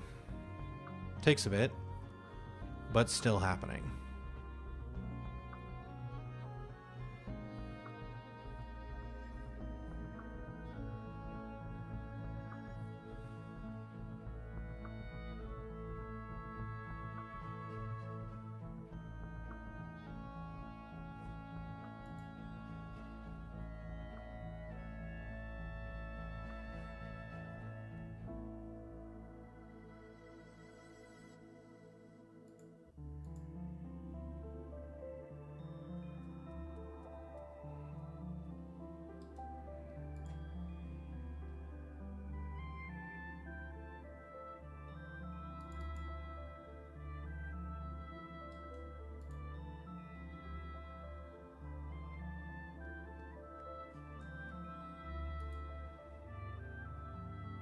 We're going to do the break glass. I'm done. I'm done. We're not going to fix it the correct way. We're going to just make it stop. This needs essentially just a function that returns void and has a float as the intake. Update alpha float value.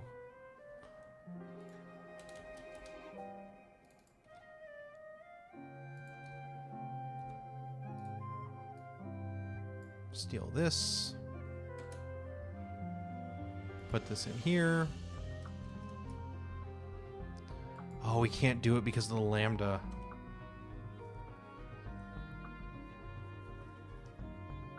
Okay, that's fine.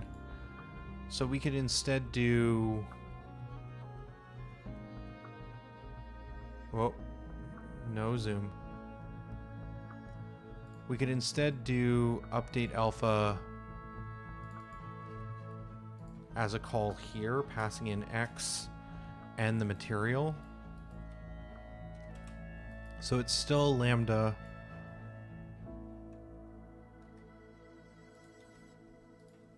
But we can get access to the material value.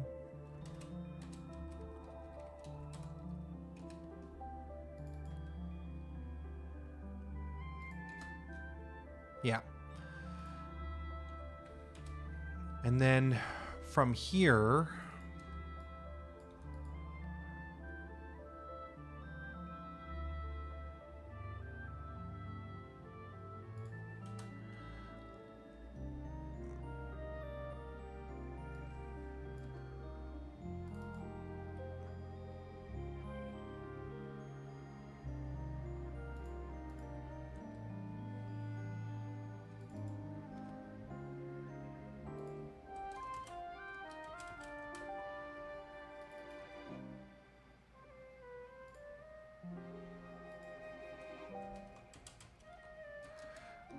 we're done.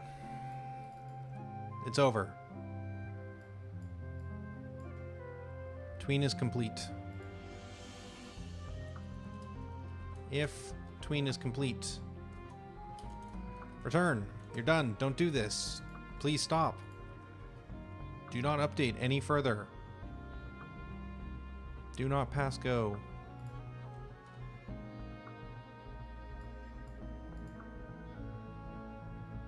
Still want to do this, I think, just for safety, to make sure the value is being set correctly. Otherwise, everything else is here is fine.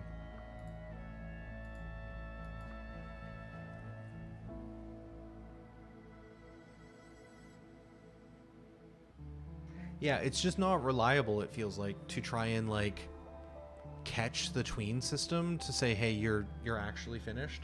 And I think just having it so if we've elapsed the amount of time that we wanted this tween to perform anyways, then we're just going to kill the tween.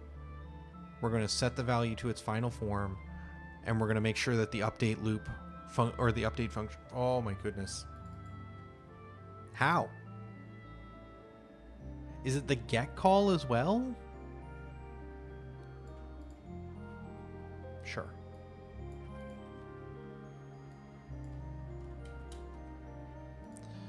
How does this work? If we want to modify this one, is this just taking in, I would assume, a function that returns a float, but has no intake value?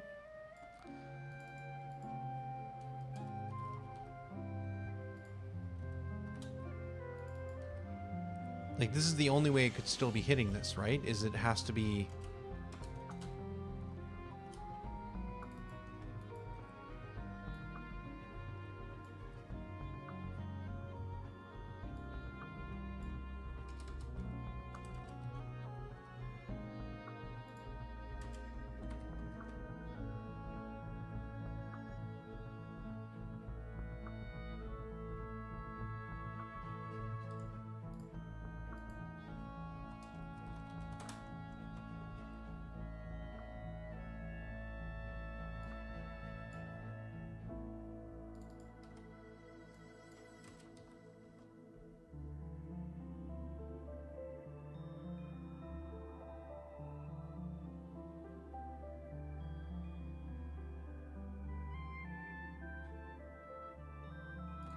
Perfect.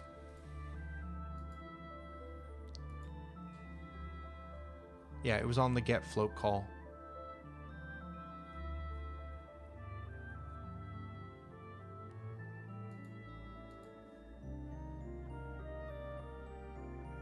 This has been a fun one.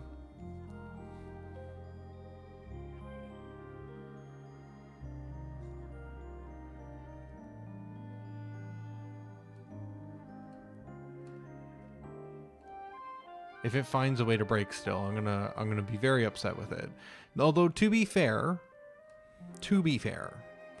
most of the issues we've run into today have not been to do with like my code. For the most part, this just worked. We just moved the unit to not be under the actual tile that gets turned on and off. Instead, it is still parented to the correct object, so it will move up and down with the tile.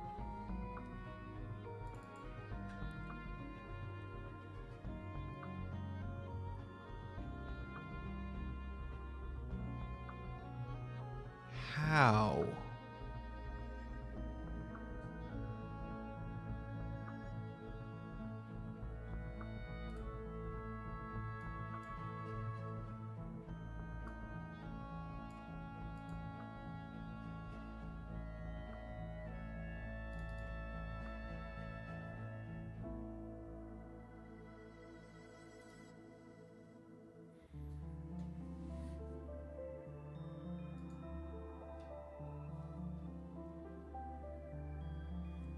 Oh, is that not? Oh, I guess it's only on the YouTube stream. It's in the description of the YouTube streams, but I've been using Panman Audio. Let me get the link. Where's the description?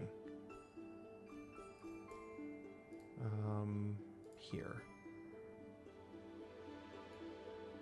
Does this link still work, actually? Yes. I've been using these assets for a long time. Honestly, I listen to them pretty much constantly while developing for about 3 years now. I'm very excited to do an audio pass at some point and do all the cutscenes, like try and add more of these audios. They're phenomenal. They're just phenomenal. At some point, I would also like to like commission some work, but for now, let's get a game out and we'll figure out that after we actually have some form of like revenue. But yeah, no, I really like Panman audio is phenomenal. It's a full set. You've got your cutscene kind of audio, your kind of town audio stuff. You've got your battle music. Some of it doesn't work for the game I'm working on, but like, I just basically have bought in every pack and every song.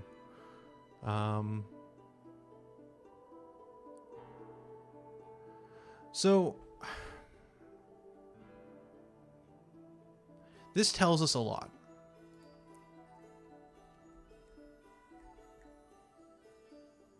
Also, I feel like I was in the middle of talking about something before this error came up, and I don't remember what that is. I'm sorry for not finishing that thought. But what's happening here is that it is trying to get this float value. It doesn't think the tween is complete, which means we have not reached this part of the code yet, aka we have not set the alpha clip material. At least from here we haven't, but it's still trying to get it. So is something else setting the alpha clip material? If we turn back on warnings and look for our error, can't be that hard, can it? Set alpha clip was called. Where was it called from? It was called from line 103. It was called from here. But we know that the tween that this was happening in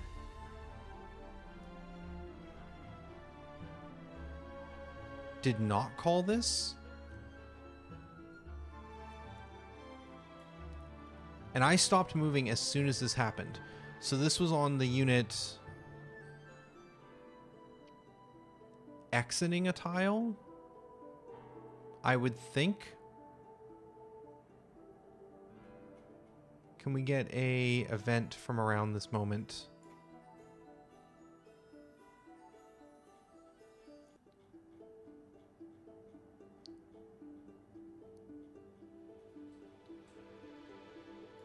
I must have passed it.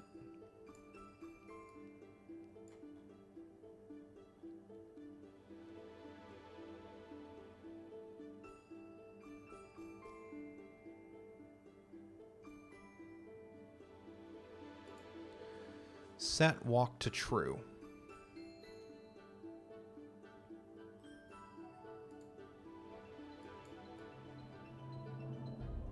Tint was called, which was setting it to transparent.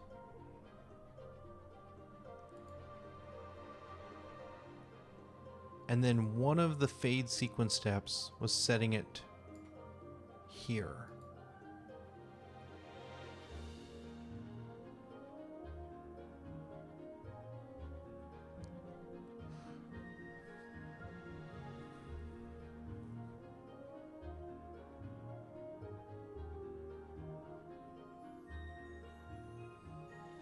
Okay. I think a moment ago I was saying this was not my code. It was something to do with do tween. I was wrong. This is my code. This is my problem. What is happening, it seems, is that we are setting the unit to transparent as we go to walk. So we're going to fade the unit out, essentially. And as we set that unit to transparent, we are going to start, like, going from...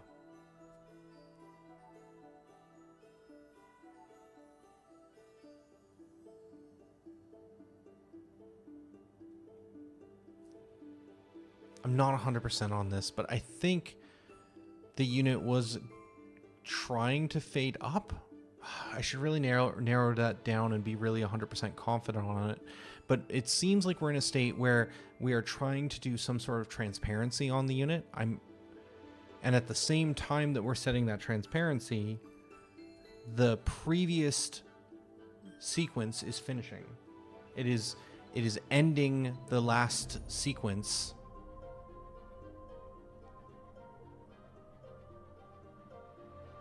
And it is currently still running.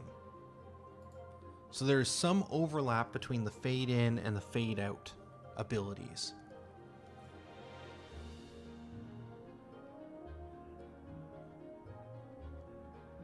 What's odd about that is these are blocking. Do I specifically turn off blocking on these? If we do... Oh, I guess by their very nature, I'm spinning them up as separate sequences. They're not actually part of our core main loop. So yeah, these are non-blocking. This is not going to wait until this ability is fully complete before moving on.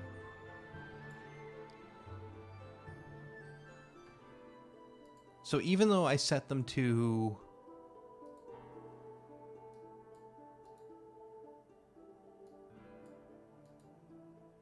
Yeah, even though I set the become visible fade logic inside of here to be like 0.27, which is like a little bit less than the enemy's movement speed. If we get a large enough delta time or enough of a lag spike, it's possible for this to still be running as we might be trying to perform become invisible. And at that moment, we might set the unit to be in a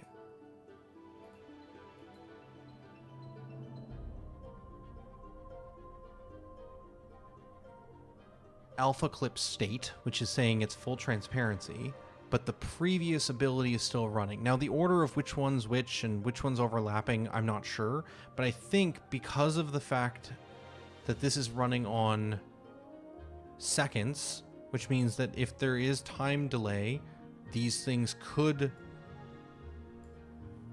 happen at the same time. And I don't want it to be blocking, so I want it to fail gracefully. I think I do need to find out, is there a way from this variable to tell what material is currently set? Actually, I should be able to tell that from the animation. Okay.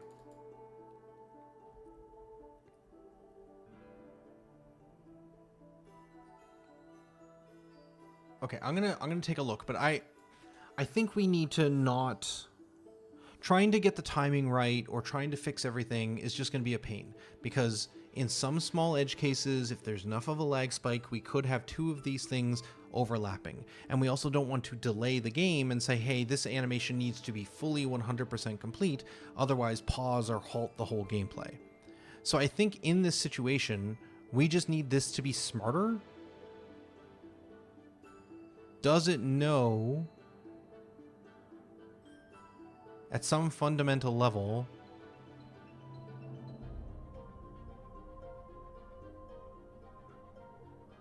whether or not it's going to have this keyword? Get alpha override, get float. Can we tell in some way whether or not we are going to be able to find that keyword on this material? I'm going to guess we can't, and that's why my animation script keeps track of what we've currently set.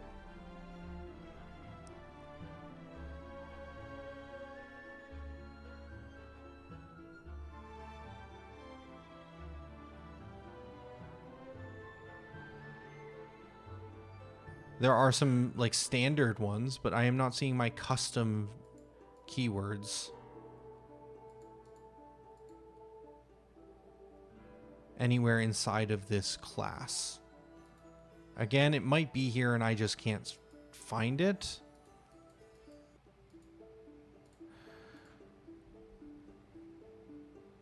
And material doesn't have like a try get, I don't think.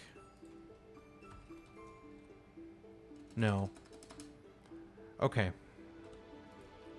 So we can't rely on this coroutine, or sorry, on this sequence step to know the state of the animation. We do need to manually check. And that means we're going to need to go into the animation from the unit. So if we get a unit, can we tell what its animation is? I believe we keep the animation on here. We do. So I want to store this so that we don't have to do get component multiple times. Unit is equal to this value.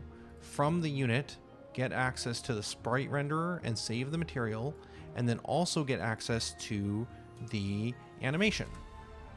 Once we have access to the animation script, which is my own custom script for tracking stuff like this, this will tell us the current state. So if we add this to these two functions, and we add animation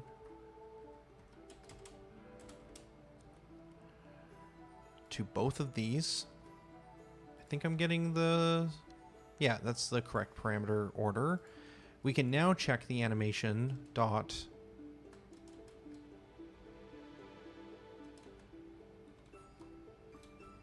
transparent material. This is a private bool. We don't know externally currently. Do I expose that anywhere? I do not. I need to. I will not make it public, but we will make a...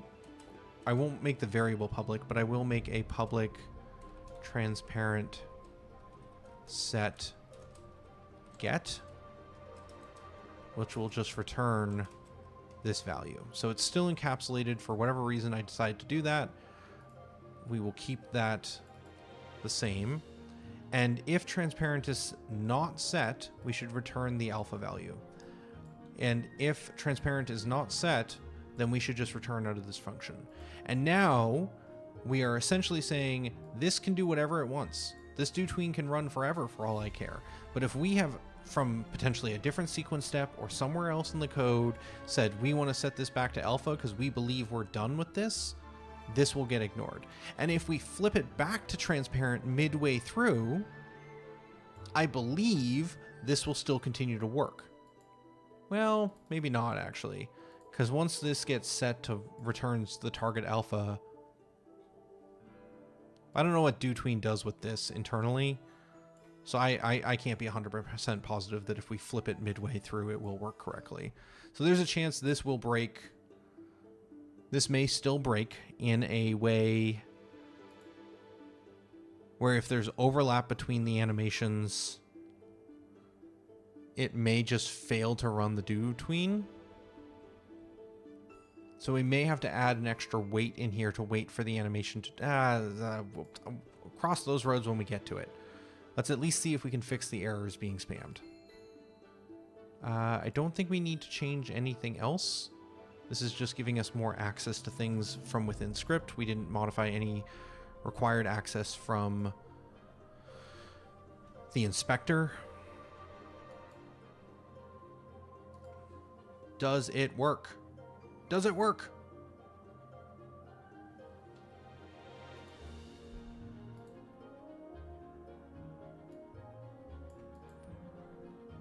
Okay, step one. This slime is still fading in and out correctly. So now if we move really quickly, can we get that overlap? And it does take a little bit because it is somewhat specific. I suppose if we wanted to make it more likely, we could go back to the original 0.28 or whatever it was, so that there's more chance of overlapping. I wonder if we were seeing it a little bit more commonly with a second enemy, if that was just because another enemy was adding a very slight amount of lag.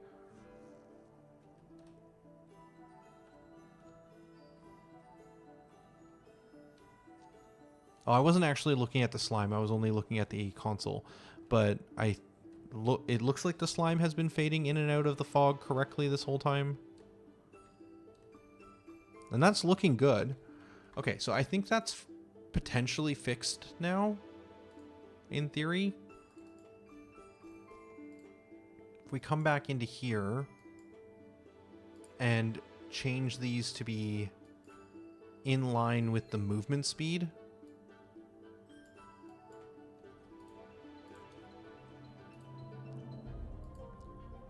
This should make it more likely to happen.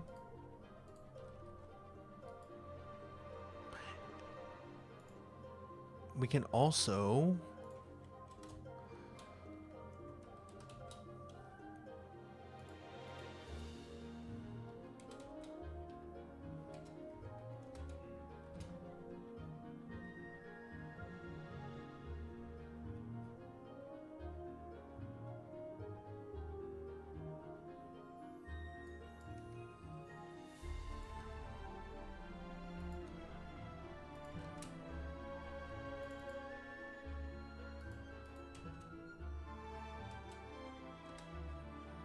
add an extra warning in here.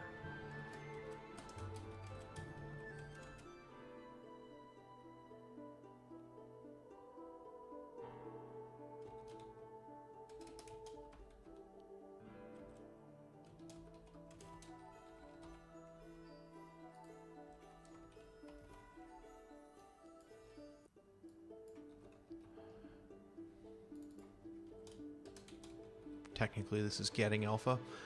Perfect. Now, because we ran into this, like, issue where fading in and out so quickly was causing some overlapping and potentially some odd behavior and, in general, just a lot of errors to spam, I didn't really get to finish the idea. This is working. We could probably leave it as is, but I wonder if there's a setup here where we could have...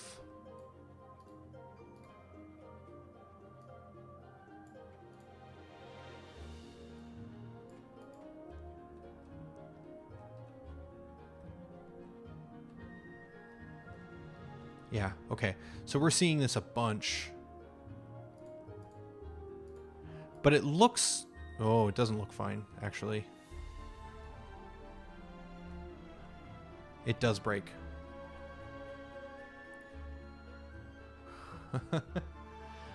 Okay. So this doesn't fix it. Wow, this one's a real pain.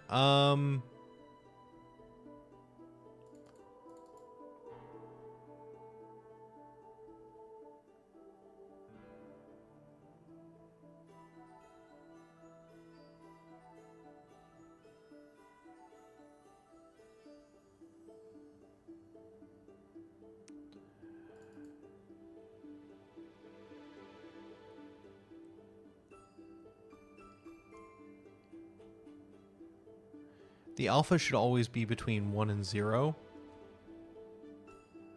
So if I instead return 1 minus the alpha, this should basically be always saying, hey, you're not done, essentially. I'm wondering if that'll keep the tween alive.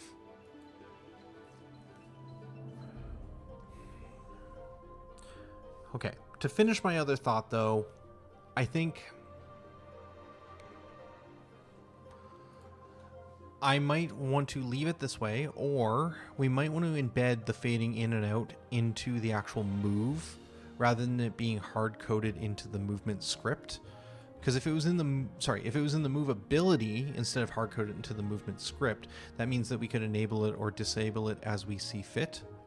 Yeah, it's still super broken.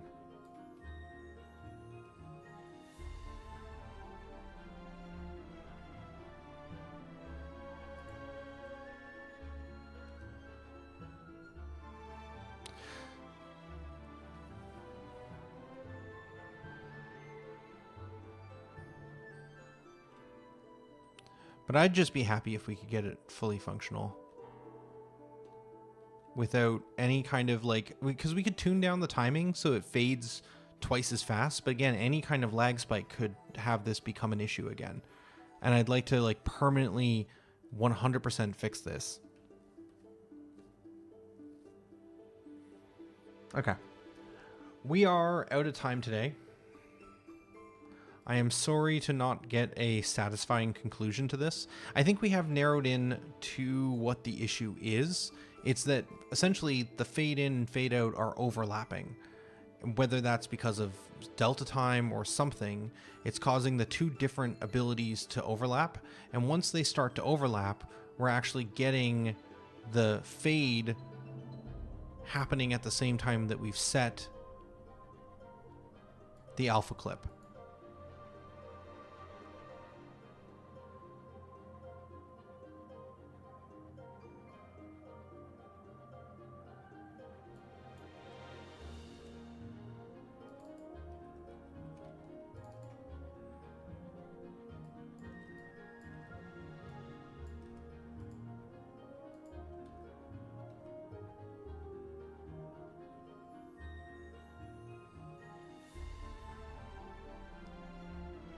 What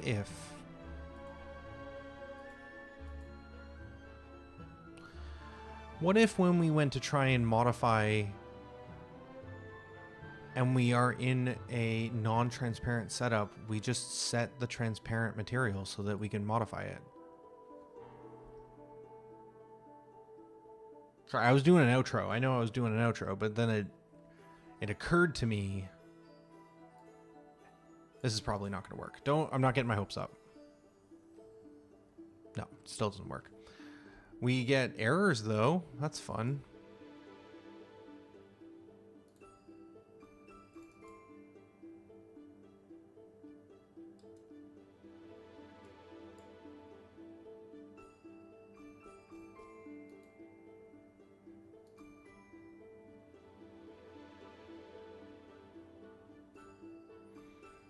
Does it take a frame for it to take into effect?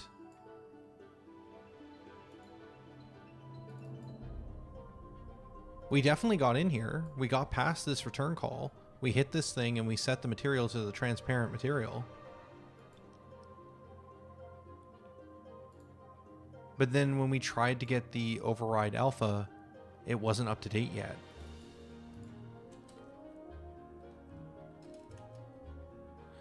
Is there some sort of like force?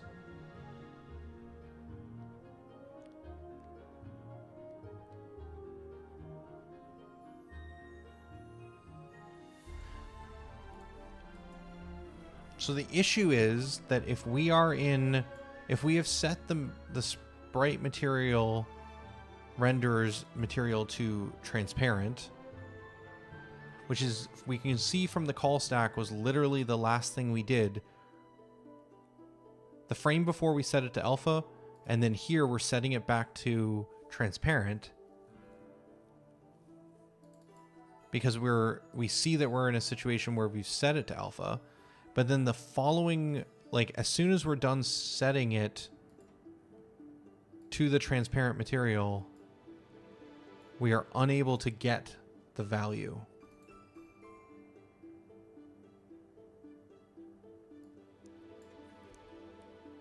Interesting.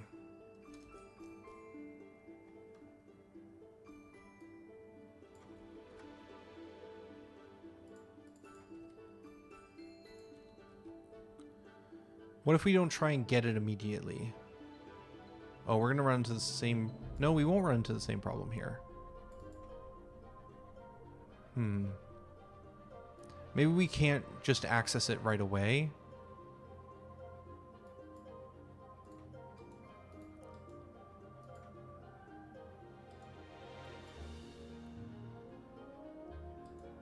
Like, it's calling a set material function, which I can't see what that's doing, but I would imagine that should be setting things up in a way that I should be able to get the float value, but maybe Unity needs one frame to process it.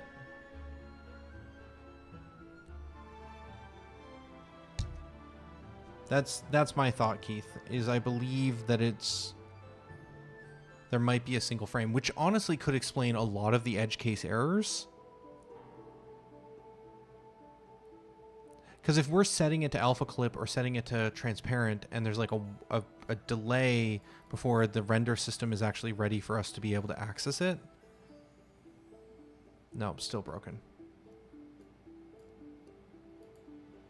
No errors now, but it's still very much getting into the wrong state. Ooh, we still did get an error.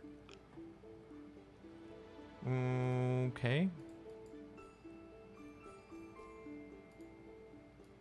Yeah, so even here, this means that it thinks that we're on a transparent texture, and it wasn't even just this frame, it was from a previous frame, but it's still not ready to be accessed.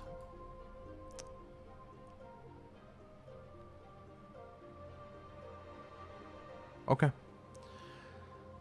Maybe the solution is that I need to do a full overhaul on how I handle transparent and alpha clipped characters. We didn't even get into that, to be honest with you, but there's a whole bunch of reasons why, with like a bunch of my system with shader stuff, why I do alpha clip most of the time and only do the transparent texture in very specific situations for only a few moments.